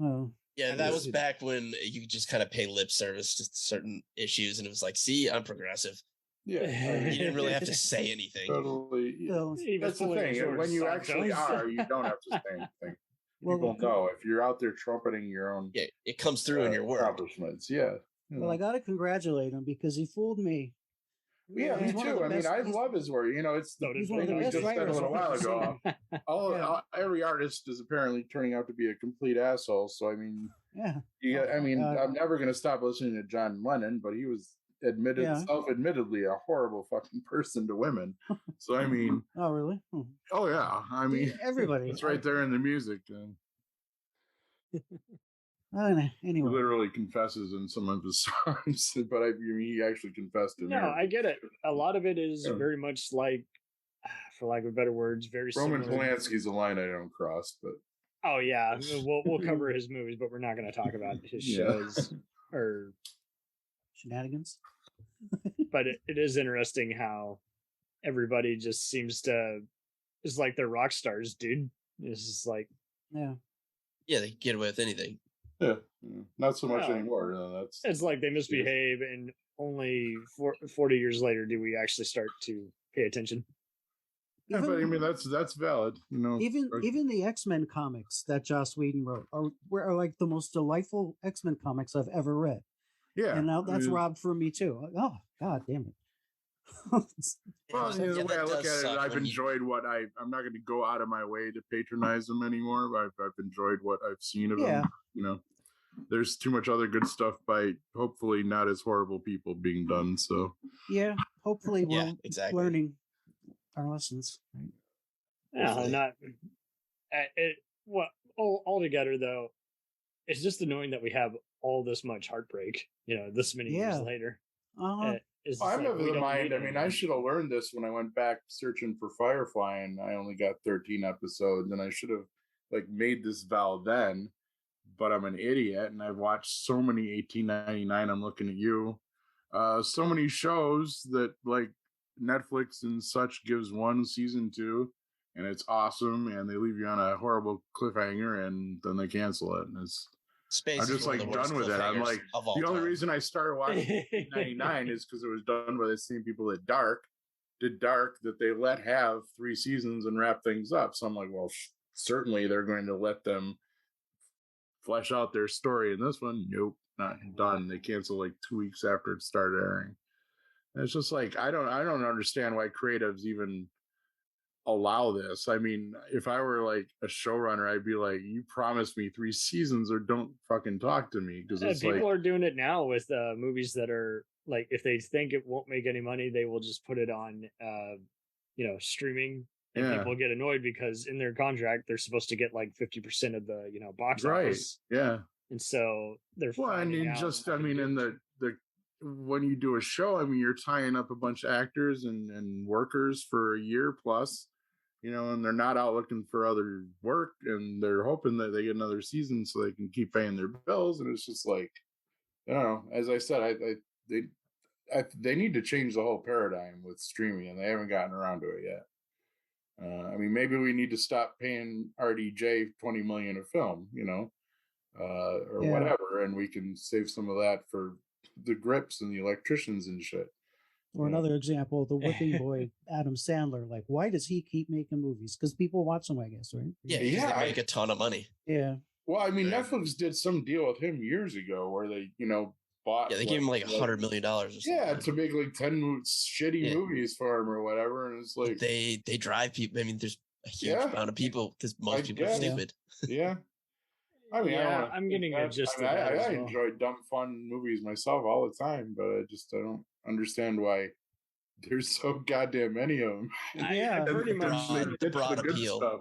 Yeah.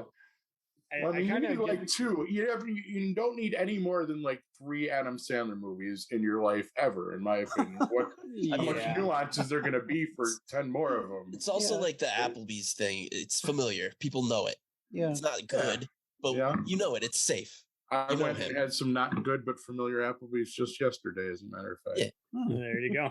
A very bland and overpriced Oriental salad, which probably shouldn't be called an Oriental salad anymore. Yeah, especially I'm not going to say anything before I got shouldn't have a team called it's right on the menu. Yeah. That is interesting, probably not. How all these contracts get violated and everything else. And so what's the game plan now, since we're never going to get a follow-up to any of these, but yet we want more of it? I'm still would we want one though at this point? I mean, could anything I think we just need more comic books involved. We just need more comics. It would be like the new fucking Star Wars trilogy, man. They'd try to drag back a couple of the old actors. They would definitely need the creatives in charge. Like you need what's his name? James totally. Wong have them write a book. Yeah, I mean, I think actually comics for canceled shows, I think comics is the best venue after that point. I think I've read some of the Jericho comics and never got into the extra. Such a good contrast. Oh my God, yes. And it's just there you can do anything you want. You can have the same characters for you don't have to worry about a budget. Yeah, I mean, I read. You're definitely covering this Jericho comics. I'm glad you brought that up. I read the season 8 Buffy comics for season 8. They even did it as a motion comic. I would see it at 7-Eleven all the time back when they go off Blu-rays. the fucking rails. Dawn turns into a Pegasus. Yes, it's insane. Why not? Yeah, it's crazy. Yeah, exactly. That's why, especially you're going to cancel me for. And the companies that put out these shows should latch onto the goddamn comics, because if the fan base is there, they'll get bought. It's like Keep the license. Let someone do whatever the hell they want with it. No skin off your ass. The only hope about space coming back is all the actors are not like famous. Right. Like, yeah. I recognize a couple in there. Morrison, who was later on Revenge 24 and Twin Peaks. James Morrison's about the only one. Before I forget, it's funny. He looked old then. He looks old now, but yet he's so special good. Kind of. Yeah, he's just. I love him so much. You can tell me he's 50 versus 70. I will believe it. He's able to get away with it. It's a rarity. Who's that? The main commander there? Yeah, he just plays the gray-haired. I don't agree with my orders, but you've got to go ahead with me. Damn it. Yeah, he just plays like the ethical, like head honcho so well. He's kind of like a typical, except he's not the lead. That's the irony. Usually the lead would be the one who would be, the Parker Lewis or Seinfeld who, gets away with everything. And here Morgan Weiser or something. Right. No, exactly. Morgan Weiser and all these other unknowns, semi-knowns it reminds me of Captain Power. Literally all they have done since then has been doing guest spots or working on other stuff with the X-Files writers. But other than that, they haven't done enough. And you're like, why? What did they do? What did they say? Did they say this world's been hard to me other than the convention? That's all I'm doing from this point on. They're working, but not in anything like no blockbusters or Yeah, just typical soap opera for your mother and then a CSI appearance for your NCIS here and there. And maybe 1 in 20 people get it and the rest are like, hey, I'm here, I hear you're working. And it does make you wish that someone other than like users like us would take screenshots of their roles and just have a more appealing like IMDb's, because you're just like, God damn it, I know you guys care, but you gotta maintain this a little more. But I apply Morrison's a sergeant guy because it's like he's the only one who knows how to like say no, especially when the show becomes more 1984ish, where they're literally mind probing them. And he's refusing to answer any of the questions. He's like, I can't say yes or no to that. You will remain in this chair until you give a yes or no. Right. I just looked up some of the cast IMDb, and it's all NCIS, Castle, all those shows. It's the Nathan Fillion. Good night. Oh my god, that's hilarious. Mentalist, Criminal Minds. This is like mysteries only, and I gotta be the rapist. I gotta be the killer. I gotta be the hot boyfriend who gets killed at the beginning. That's so good. Oh, working. But I mean, I've even told other convention guests, like who haven't done conventions, they might as well do a convention. You can put like the first 5 things on your fucking resume, and someone will come over to your table. Oh, sure. I mean, yeah. And it's not just the great thing about sci-fi. Like, you can get a cult following. Like there's it can be a handful of people who are just gonna love it forever. You can just be their thing. Totally. I call it the Buck Rogers effect. As many people who are going to come over to your table and make fun of you, there's going to be 500 other dozen people saying, "Oh no, I was 13. Your show was the best." Yeah, that they saw their formative years. My buddy's and now they'll pay $5 for an autograph. My buddy's on the guy that runs the podcasting network that I used to produce on, Two True Freaks, by the way. Like him and what's better than Two Freaks? Him and the co-founder got to be good buddies with Gil Gerard. They met him at a convention that they were doing a panel for. I'm told he's a nice guy. He had a serious I guess his wife was all over one of the founders and stuff. I think so, that, and then it's he had an unusual rare I don't know if it was skin or whatever steroids he was taking was making him gain some weight, and all he could get was a military sergeant role in a B movie or TV film, and it's just but you were Buck Rogers. I know, it's so sad. Aaron Gray still looks lovely. Oh my god.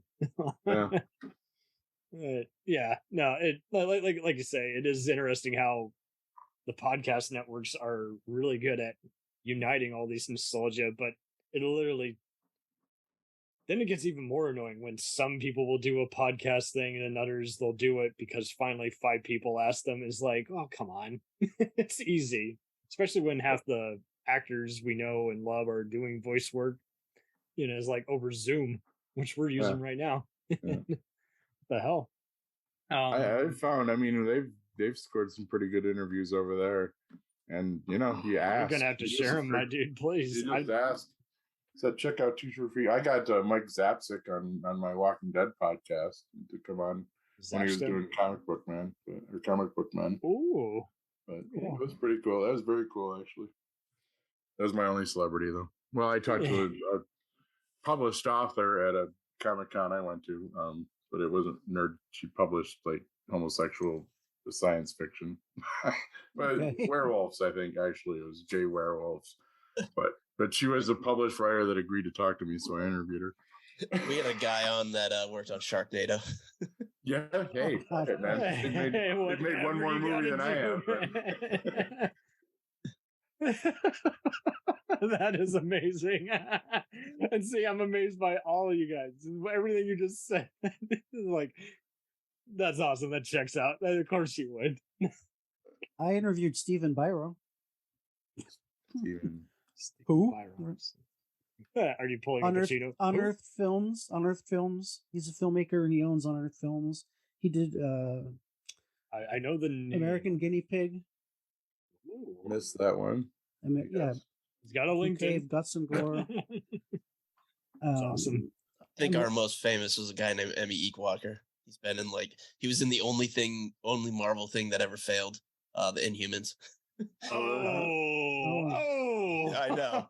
You're like, oh, I'm set for life. I'm good. So was he was in Moonfall, and he was in that Gray Man. He's been like doing. He played Halle Berry's husband or ex-husband in Moonfall. Okay, yeah. Was Eternals really that bad? No, it was Inhumans. Oh, sorry, Inhumans. TV show. It's not good. Okay. Yeah, I kept trying to say something nice about it, but I can't. Yeah, he does a good job. I think I only got what he's given. Through like 3 episodes. It's tough. They cut Medusa's hair and I was done, man. I hate the Inhumans comics to begin with, so they're starting in a hole. I used to love them. They're just knockoff X-Men. Scatterings of him in the 70s and 80s. The only reason they exist is because Marvel lost the rights to the X-Men and they tried to just force that down our throats. Yeah. They're not the X-Men. That's the new iteration. I mean, they were pretty big, like Fantastic Four, friends or villains, depending on the day, back in the day. So they were cool back then. I mean, I always loved the different powers. Triton and Gorgon were my boys. So. Yeah, but Black Bolt sucks. Basically, it's little fucked up power. Stan could have thought that one through a little better. Stan or Jack, whichever one of them did it. Mm-hmm. Funny how it works. I've interviewed just about all my crazy writers, authors, even adult posters. We all consumed the other media for Space and Firefly. I only did those Left Behind comic, I think it was. Well, we'll definitely do a special on the comics just because they deserve. I didn't know those existed. I haven't revisited this show since '96 when I watched it live. Mm-hmm. Do they solve give you closure on the finale?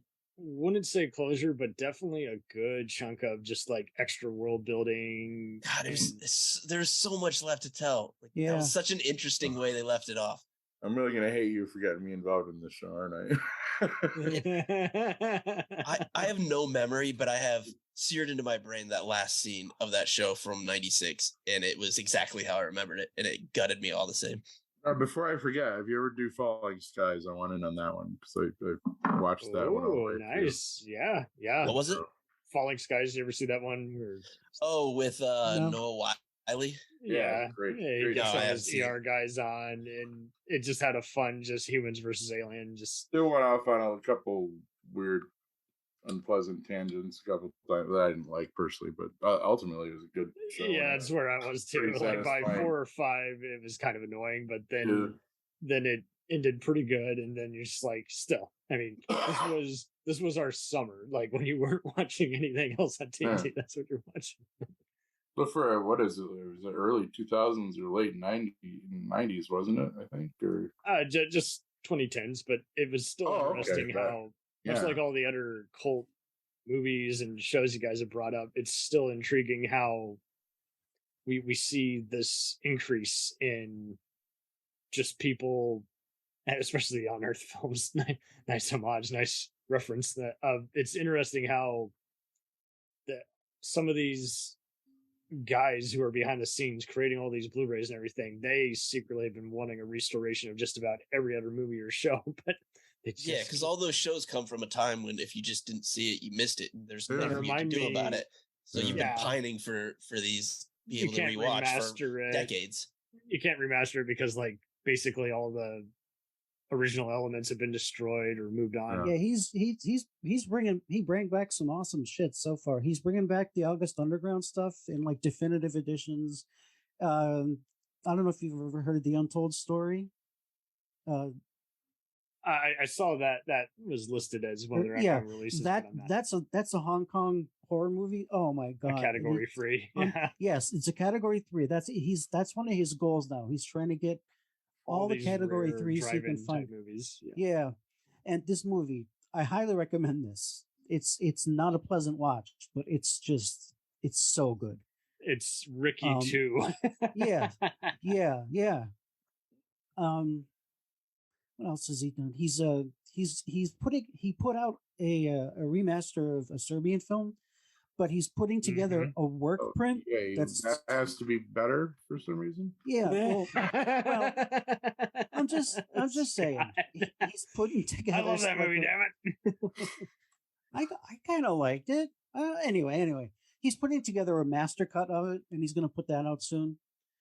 But that's what always that makes me guffaw is like they remind you of like an assistant manager for any day job where if someone has to do it, they basically got to not get paid and they got to take out their own salary just to make it happen. It's just so ridiculous that has to happen.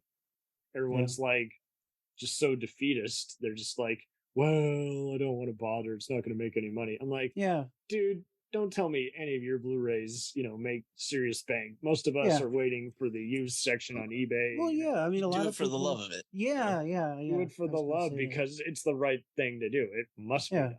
I mean, that stuff Vinegar Syndrome releases. Do you think they're looking for Vinegar and Severin? I was fortunate. So here's my bragging period. I talked to Justin Beam, who supervises a lot of those Shout Factory Blu-ray releases and Severin and Paramount Presents. I love that they're putting them out, but they can't be profiting much. I don't know. I mean, they're making bank, but it's kind of just like it's in waves. And Justin is such a cool dude in that he is very shout out, but he is so patient. He lets the interview just go organically, but he also gets a gist of when it's a good time. Like, yeah, I have this celebrity. I can only pay him this much for this day.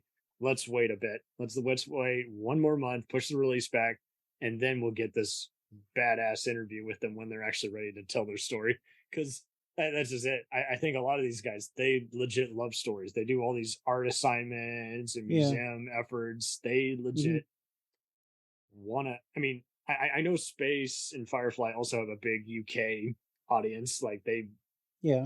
Well, the DVD I bought was a European version by accident. Yeah, and it's got even less special features, so even double insult to injury. It was. Had to buy a special DVD player to play it and everything. Oh man! At least your dog enjoyed it. Yeah. She was just like, "Go to bed, you maniac." It's like 24 hours of that show. Absolutely, and. Altogether, I mean, who would you recommend either of these shows to? Because obviously, they're going to appeal beyond just the. I mean, Firefly seems to have taken it's still. I like to say it is still on the air. It's just called The Mandalorian. I love Space more, but I'd recommend who thought Star Wars would be over it. They might as well. It is a Fox Disney entity. They could totally sneak in a Easter egg there, like have a bar or have the Serenity at one of the space docks, something. They could totally do an Easter egg. Like when they threw E.T. into the Senate and in the prequels. There you go. It's so baffling, man, because they've got to see the influence that it's had. Because have you guys ever seen the movie Prospect with the Mandalorian? Why can't I think of his name right now? With Pedro. Yeah. I love Pedro so much. Yeah, it's Prospect, is it maybe? Or yeah, Prospect's the name of it, where he's like part of the sci-fi mining company. Yeah, it's like everything. It's almost kind of The Last of Us in space, really. It's like him and a young girl, isn't it? Pretty much. Yeah. Everything he was doing pretty much predicted what he was doing the next 20 years. And yeah, he's the same thing with these actors. He's the go-to lone wolf and cub guy right now, basically. Yeah, I would say the same for these actors. Oh no, don't say that. No, there's going to be a Lone Wolf and Cub remake in America starring. Only an inspiration. I trust me. The internet will either revolt or not see it. Yeah. But much like that time that someone was doing a April Fool's thing saying, by the way, someone's remaking Die Hard. Yeah. It's not happening. Think so.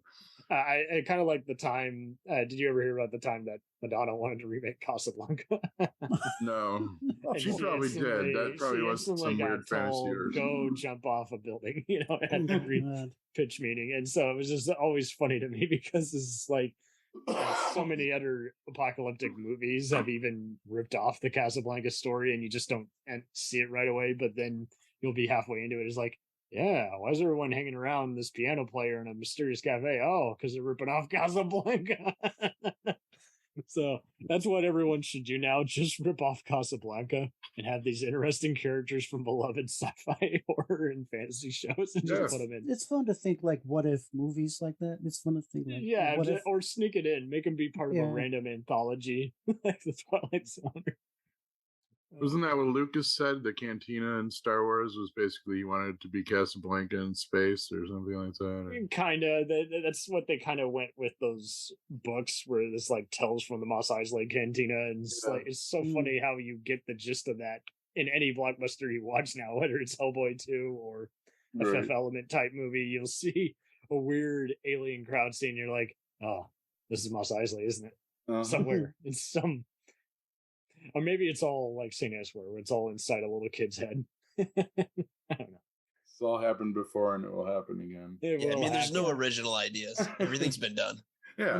A lot of them even have the same shooting rhythm as Mos Eisley, and there's similar music in the background. They'll borrow some of the same crew, the same assistant ADs or camera A and B, and then all that other stuff. And humans are Pavlovian. We like those same familiar dopamine triggers to go off. Yeah, the really reliable ones will always. And I love that I love that you can just say it's an homage. It's not stealing. It's not stealing. It's just it's a loving homage. I mean, that's how I always felt like when I was doing research papers in college. It's just like creative ways to plagiarize somebody else. I mean, because everything's been said. Right. So it's like, that's why doing stand-up is like, and I agree with them, and I'm going to write my paper similarly. Why doing stand-up's like the worst thing ever, because you can't do other people's jokes. It's not like you can just play the hits. Yeah, right. But I mean, that's the same thing. That the hits are out there, and then eventually you're gonna like accidentally tell someone else's joke because it's collective subconscious, and there's so many people are way too sensitive about stealing. Yeah. I mean, there's a lot of parallel thought, and until you copyright that joke, you never really know who took it versus who thought the same idea. And because the media is also not interested in the real story, they're just going to do that time so and so pissed off so and so. Here's why someone claims they stole from this guy. And it's like, well, they were both kind of similar, so I wouldn't be surprised if they both had that idea. Yeah, I mean, it happens, but not as much as you'd think. John Fogerty got sued for plagiarizing his own song once. Because he didn't own the rights. Right, yeah. CCR, just going to town. Hey, I believe he actually took a guitar into the courtroom and played both songs for the judge, and he was like, "Yeah, they're different." So, it's like that Vanilla Ice clip where he's like, "It's not the same." Yeah, it's not do. Ours is It's not the same. It's like, yeah, dude, that's the same. Yourself, yeah. I remember that. Oh, right? Looking back, Oh, funny how it works, right? Altogether, so Jamie, how are you going to introduce people to Firefly when the time comes? Are you going to just literally tell them, pull out your DVDs, or Oh, definitely DVDs or a streaming It's on platform Hulu. where you can. It's something I recommend. So perfect. Go to Hulu or buy it. I off started of watching it again after my binge, but I didn't make it through. Yeah, I recommend. I just watch it any way you can. But I mean, when I do it, yeah, I've lent out my DVD set before. It's a mess. I actually just before we got on, smoke.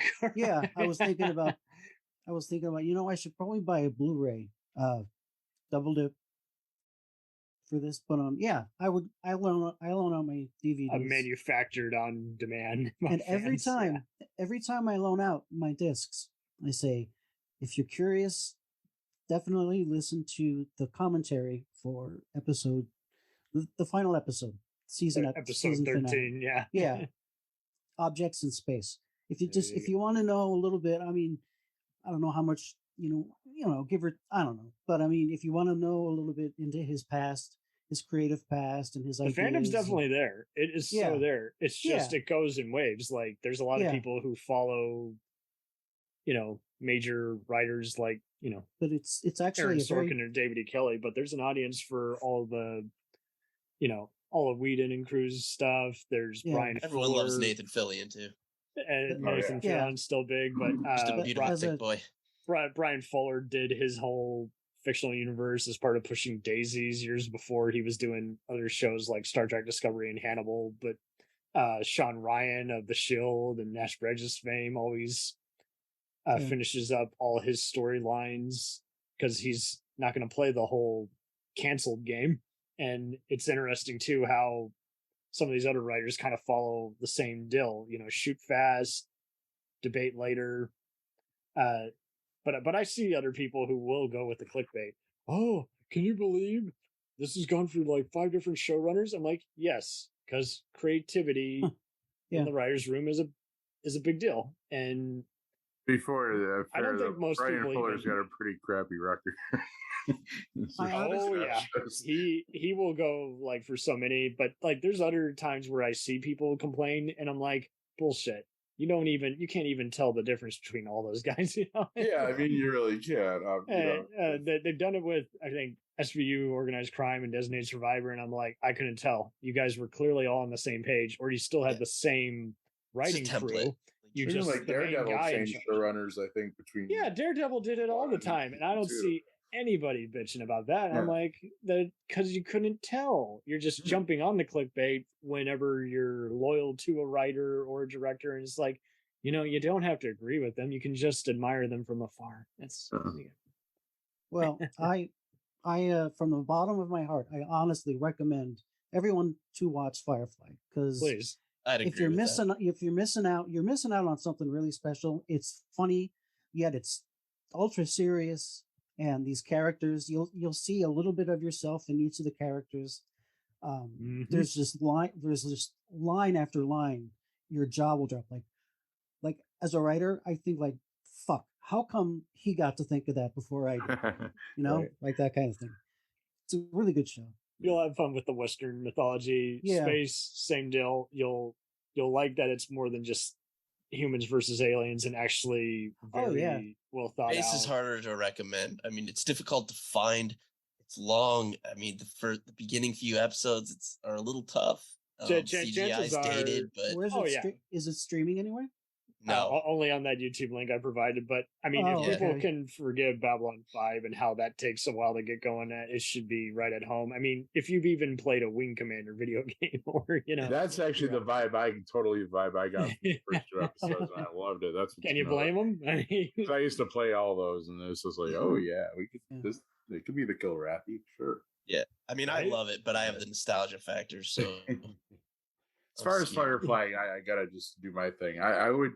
I'm probably gonna get in trouble for this because my girlfriend's sitting right next to me. But I literally use this show as like a litmus test for women I might be in a relationship. Oh, it's great. I have too. Absolutely. Yeah, I do that with certain shows too. I've shown have to everyone that I'm jealous that you guys have more of a life than me. That's awesome. But I mean, I think it's kind of ruined. I'm just joking. Anyway, I think it's just kind of ruined some of the actors for me because I mean, like that just universe was so lived in their characters. Yeah, it's hard to picture them as I mean, I else. love Nathan Fillion, but I can't follow him anyway. I haven't watched Castle. I just can't really see him in anything else but Mal and the occasional Marvel cameo or whatever, or Captain Hammer. He does a lot of voices on DC. He was on this VO work. Yeah, I can't really listen to an animated Green Lantern without. Yeah, he does. Yeah, he does good in the DC voiceovers. He did really good on this show that I wasn't really into. Like, I was going through some recent spy shows on Netflix because I'm a spy junkie. I love anything involving assassins, crime underworld, secret agents, good or bad. And it's funny because you'll keep watching if it's bad because now it's become a drinking game. And then when it's good, then you just, nothing else matters. You're like, I gotta see the next 5, double crosses and betrayals like any other crime thing. But I was watching like 2 of them back to back. Like, I saw Treason because that had a Bond girl and Daredevil himself, and it was like, banging, this is great. And then I see this other thing called The Recruit, and I was like, it's okay. And then Nathan Fillion appears, and I'm like, well, now it got even more interesting. But why wasn't he in all these episodes? That's how I felt when Richard Kind showed up in space. Richard Kind. I was so excited. It was so funny when the new The Batman was coming out, and people were looking at Colin Farrell's makeup, and they're like, he looks like he's wearing Richard Kind makeup. Why don't they just hire Richard Kind to play Richard Kind? Speaking of Colin Farrell, he was in a movie called The Recruit. Yeah. Yes, he was. Oh my God. Just now, there's a series on Netflix, I think, kind of based on that, actually. I was wondering if that was the same deal. It looks like it's a CIA guy, so I'm assuming. Yeah, it's got to be. It's similar, but the twist is that it's a former guy who was going to become a legal consultant, and then he became a spy. That's the twist. But unfortunately, it's just more interesting in terms of suspense, but it's not really interesting in terms of the gimmick. That's kind of what let me down. And Treason wasn't that. Treason was like 5 episodes, and we were like, interesting. These guys decided to not play the Netflix game. They said, let's just make a 5-part miniseries, and you either watch it or you don't. I'm like, that's what I look for now, is just the miniseries. It's not like you say, where they get I want spoiled. 6 episodes. Yeah. Maybe like the English model, where they only do a couple Fame and seasons. Fortune just does that, unfortunately. Just people, unfortunately, just even if a show is either not given enough attention or it goes on too long to where it's like, no, call it quits and go somewhere else. Shit. Stop relying on grandparents to watch a show. Yeah, that's why it's great when they have just one vision. It's like, this is only going to go 3 seasons or whatever, regardless of how popular it is. I mean, this story to tell, and that's all I'm doing. Even movies I like that are otherwise respectable franchises, I'm still getting to the point where I'm like, you don't need more than 7 sequels. That's the problem. Like, they may go into it that way, and then it's successful, and they throw a bunch of money at them, and it's like, I guess I could do another. I saw Nathan Fillion in White Noise 2. Yes, with Katie Sackhoff. Yeah, it's so fucking miserable. It's dimly lit, and it's ultra serious.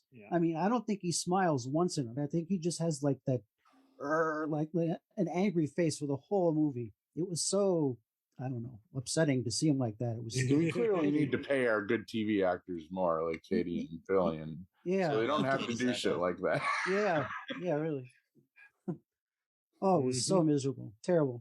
I mean, I'll bet when you're an actor, most actors probably, no matter what movie they're in, probably think it's turning out pretty well while they're in the middle of it. Yeah. Right. Someone, then between shots, someone reminds them that it's White Noise too. I hope nobody sees this. Decision, or there's a lighting thing, or there's a take that just looks cheap, and they're like, the only thing I can manage is the acting itself. Yeah. Well, I liked him, and the DVD slipcase is all shiny, so it was like $5 used. I bought it, and whatever, I have it. It's in my library, but it was terrible. It was terrible. I think I saw that the first one was with Kevin Bacon, wasn't it? Michael Keaton. Michael Keaton, yeah. And then this one had, I only watched because it had Katie Sackhoff playing off Nathan. Yeah. I was like, okay, interesting. Anywho, Space said we're gonna stick with it, and begrudgingly stick with it. And maybe hunt down the comics eventually. You'll love links it. to the comics. You'll like it. The last 10 to 12 episodes are so good. I've already got, if I just think of it as like, I'm already in the Wing Commander mindset, so I'll enjoy it no matter what happens, really. So it's gonna be a dick kick. Just to be fair. Yeah, I'm sure. But I put myself in Firefly literally like every year. It's That's why I combined these both. I know Josh was iffy at first, and I was like, hey, I feel like we can talk about these and organize it, unlike other double features we've done where we pretty much just talked about one and we only had it because, like a DVD pack, you'll only buy it if it's on the case with those 500. As far as canceled shows, though, I gotta say, I mean, if you see them all in the proper order, with Objects in Space being the last one, that's pretty good. 13 episoers. I mean, that's what I did. Complete little segment there, and I don't think I would have wanted a longer. I mean, that 13 episodes of Firefly would be like perfect for today's TV. Oh, that was you do that 13, be done for a year, and come back and do basically Serenity to kick off, your next season. The movie Serenity, and keep going from there. It could have totally been a TV to movie transition instead of... Or no, just even another... I mean, I'm saying the shorter seasons that we have now, 13 episodes would have been, like, perfect if properly marketed for Firefly, because it was such kind of a complete story in those 13 episodes. Not 13 Well, because of how well 13 episodes. Because of how well it's written, I mean, we fall in love with these characters, and it's not necessarily cliffhangers, but we want to know where they're going. You just want to spend time with. Yeah. And that's we just watched Ozark. Finally, we got around to it, and obviously, you end up hating every single character on that show. But I mean, you don't want it to end effect. Yeah. I did that with the Babylon 5 crossover crusade. I was already going to watch it because Gary Cole's amazing, but Office Space and West Wing, and but I watched it in the creator's specified order, which again, even TNT flipped the script back then. They aired it. They weren't looking forward to it because they and the creator didn't see eye to eye. So they like deliberately sabotaged his show and aired it all out of order. And but I saw it on streaming. Imagine what a bitch that would be if back in the day you got the specified order from the creator and you could only watch it through the DVD, Right. Yeah. Well, this Devo TV that came up recently with Firefly, I think that's in the actual. Did they ever? They never showed Serenity, right? Or did they show it near the end of the season? The episode Serenity.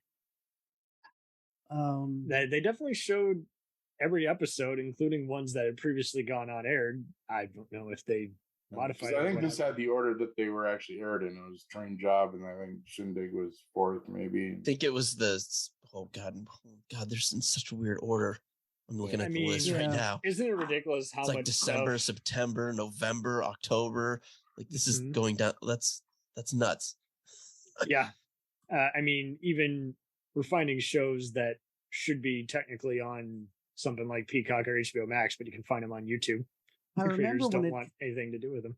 I remember when it first came out. I remember like rumblings of people watching it and complaining, like, here's this great show, but it doesn't make sense. It feels like it's jumping around and it's hard to understand because of the plot, Yeah, and sure you enough. start to doubt yourself, and you're like, I remember some people complaining about that it felt disjointed or something. I didn't realize this many were out of order. Yeah, that's crazy. Like the first 8 are just all over the place. Mm-hmm. Yeah, and they've got like Ariel after. Yeah, because I'm looking at original air dates, and it's like December, September, November, November, October, November, December. Jesus. Yeah, I don't know how much of it is fans doing fixes versus going off of TV guides, and it's just like, you take that with a grain of salt, because I did that with the show Homicide, which rest in peace, Richard Belzer. That's a great show. But there were many episodes which weren't on the right disc, and I'm sure they had same deal. It's just like whoever put it together, they're like, just go with it. The air date really doesn't matter. It's all serialized. You're all gonna binge watch this anyway. Yeah. Captain Power was interesting because much like St. Elsewhere that's showing on Hulu, you can just see like you can tell that the tape is pixelating a bit at the top, like the tracking didn't get adjusted just because that's how old the damn thing is, and that's as good as a remaster as they're gonna get. Tubi is a gold line of old stuff. Tubi has so much goodness. That's where I found the Starship Troopers animated show for kids. Oh, nice. Yeah, I remember that. Cool. Yeah. It was pretty good. They didn't even try to like make it better. The ads will come up. They won't come on in the natural commercial break. Yeah. They'll just come out like in the middle of a scene. Yeah. It does suck that way, but that show's kind of good though. It was, and it So she had good. had the skinnies from the book. It was actually closer to the book. Well, like Verhoeven was involved in a handful of episodes. Like Clancy Brown came back to like voice his character. It's such a fascinating. I didn't think that actually existed. I thought I dreamt it. Right? Yeah. It looked like a wet dream. I didn't remember that until you just talked about it. I mean, how is that a children's show? Yeah. Oh, yeah. Yeah, there's some blood in one brief scene, not graphic, but still, it's like it's blurring that line between PG. They found a way to make it work though, and it's kind of good. And back when they would do that, they wouldn't care if the movie was a Ishtar of its day, where people would make fun of it. They still would do a Saturday morning cartoon and just they did. They like rated R movies. I wasn't allowed to watch them, but I had Terminator and Alien toys.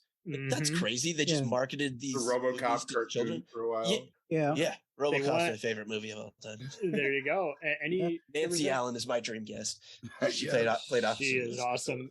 Back when, I mean, they'd even do 80s cartoons that missed the point altogether just to make the powers that be happy. Just to slap the name on it. Let's make a Rambo cartoon because no one asked for it, but we need something, so let's just do it.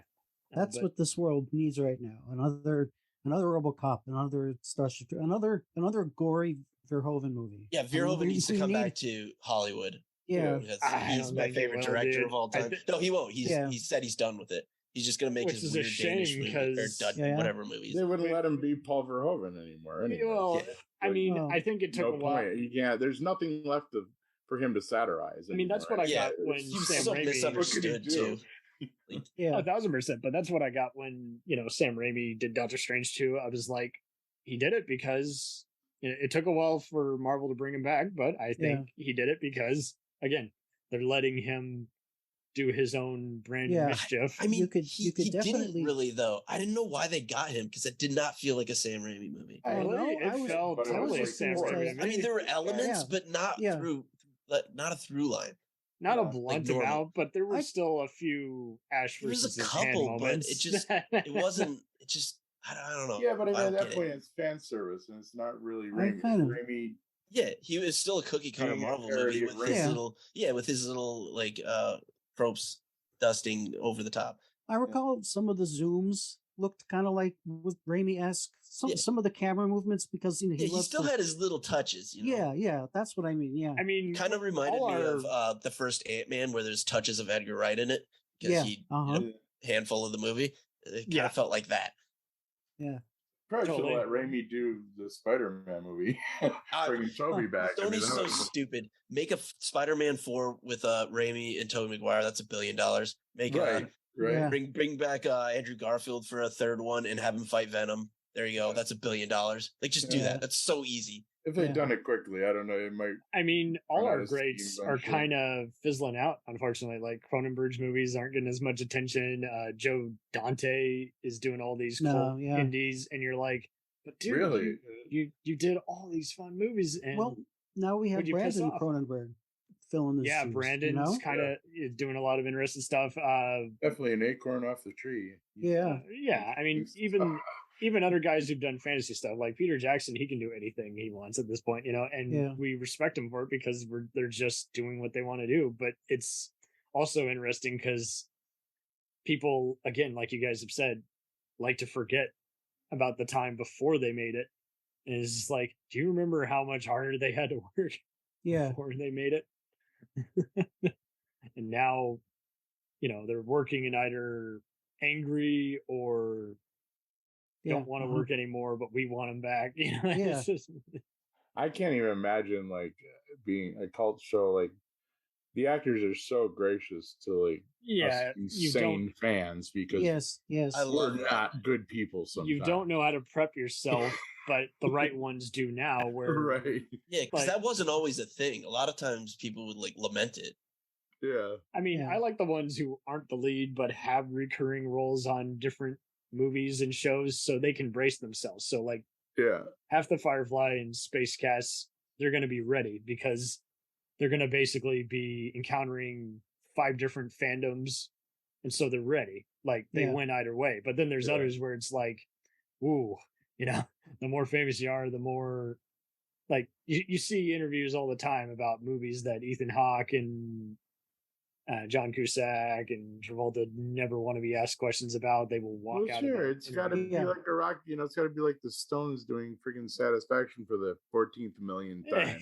You'd rather do the song you wrote last week. You don't want to be typecast. I mean, you don't want to be typecast. It's impossible. That's what fans do to it's like. Unfortunately, fans we always want our greatest hits, and that's just standard. Some of it is just being urchins. Some of it is someone's got to ask it, so I got to ask this. That's why I would always like seeing some of those Star Trek conventions on YouTube, because half the cast goes to the back and they start pretending to be fans and asking stupid questions, and it's just funny because they get it all out of there, so that they get rid of the temptation before it happens. I'm like, see, that's how I wish other conventions would do, because I would go to the Texas Frightmares and I would get disappointed half the time, because half the time they wouldn't tell you if they were a VIP or not until you were there. And so the next thing you know, you're like, so I'm not even going to get a chance to talk to this person. I really have to sit in line for an hour just to get a fucking autograph, which is not what I signed up for. I wanted to actually talk to the person. Yeah. I see a lot of, I think Christina Ricci was at a convention recently for some reason. And you had to like buy a ticket to wait in a line. That's a lottery. That's how they do it. They do it the same thing with concerts and stand up as well. They won't tell you ahead of time. By the way, parking is like $20. Have cash on hand, and you're like, I gotta do this and I gotta do that. And I'm not going to even be able to spend time with the talent. I'm half happy, but I'm half disappointed. Because that's really. And I'm not going to blame the celeb, because it's like they're not in charge of all those decisions. But there are other times where it's like, okay, if this is like your 20th rodeo, you should know how these things work by now. Yeah. Either do it or don't. But the one convention I did with the podcasting group, we went to Atlantic City Con. You got to tell me more about this. 5-6 years ago or whatever. I don't know what it was. But the guy from Last Dragon. The guy from Last Dragon was like in a booth right near our Tiamat, whatever his name was. Vandy was something, wasn't she, Josh? And I mean, he wasn't doing the whole. I guess he might have been doing the whole autograph and pity. He was just in a regular booth, like we were, just a very small one. So I went over and started chatting with him, obviously, and did my fan gushing about the movie, and asked him if he'd want to do a live shot for not live, but record something for my podcast. And I had to talk to his handler to figure out. Right. I swear I'm not a stalker. I will not ask him about his OnlyFans. I will not ask him about or you want to charge me to talk on my podcast? And it better not be something crazy like 400 for 1 minute. Fuck you. Right. It's like, see ya. I'll go. Some of them will try to do that last minute. I'll go talk to the famous author that writes about gay werewolves. Fuck you. Oh my God. Yeah. My mom was a good interview. That I actually went out gambling with her that night and got really trashed. So that was fun. See, that's better in every way. Absolutely. I guess. Shit. Yeah, it's the famous last words. Do you want to get screwed or fucked? I just got fucked. It lasted about 150 at a roulette. 1,000%. Some of I think it's getting better. Some of these various fandom, but there's still unfortunately some guys. And once a month, there is almost always at least one guy who says, "There's too many woke people here." I'm like, "Fuck you very much. Get out of here." Well, I think that the brown coat fanatics have been maybe replaced by the Snyder fanatics. So I mean, the Snyder, not quite as another grown. Where they're persistent and it's like people when they start up something, they assume there's only one answer to everything. I'm like, that's the beauty of life. Well, I mean, it's worked before. They got Buffy back, they got Jericho back, sort of. There've been other shows. So got a movie. Comic books are the second. So I don't blame anyone for trying, but after even the there's still Firefly fans. They made Buckaroo Banzai a comic, for fuck's sake. So I mean, Hans, your boy Kurt Russell is in. All these, there's these Big Trouble in Little China and Escape from New York comics. I'm like, that made sense. They even had them team up. And it was like a tribute to buddy movies of the 80s. And it's just interesting to seeing comics.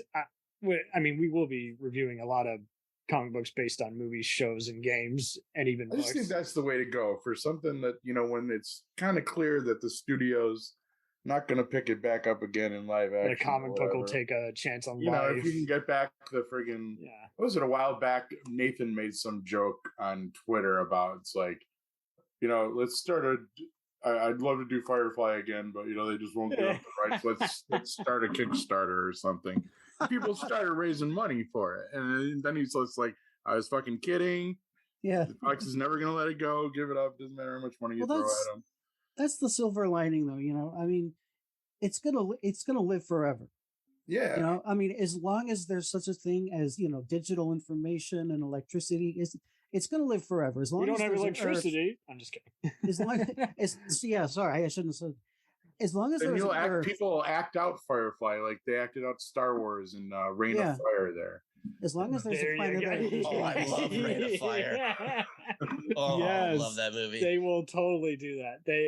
That'll be our own abyss. That'll be my theater troupe anyway. Anyone else can have Star Wars. I don't care. I think you're more likely even able to find Firefly guys if you just go through people who are in theater improv. Those are the kind who spend all day just watching cult movies and shows that 20 and 80, 800 people have heard of, and it's like you say, it is funny because I'm looking at it now, even just where it's talking about rights issues, and it's like basically an investor will own 100 shares, and they start trading it off, and then eventually the traders, or shall I say traitor, starts buying up the rights, and then they own the whole pie. And it is just funny how we've seen some of that go. I lost track of how many of those stupid like Jim Wynorski type schlock movies where they would like take stock footage from something like Delta Force or T2, and it's like, I need an explosion, I need a spaceship, I need a Roger Corman type movie, just insert here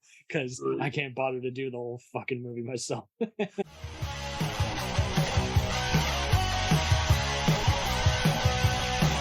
Follow us on the web on Facebook, Twitter, and Instagram. The podcast is available on Podbean, Spotify, iHeartRadio, Anchor, Apple, and anywhere else podcasts are available. Feel free to review our show and leave comments on any of those sites.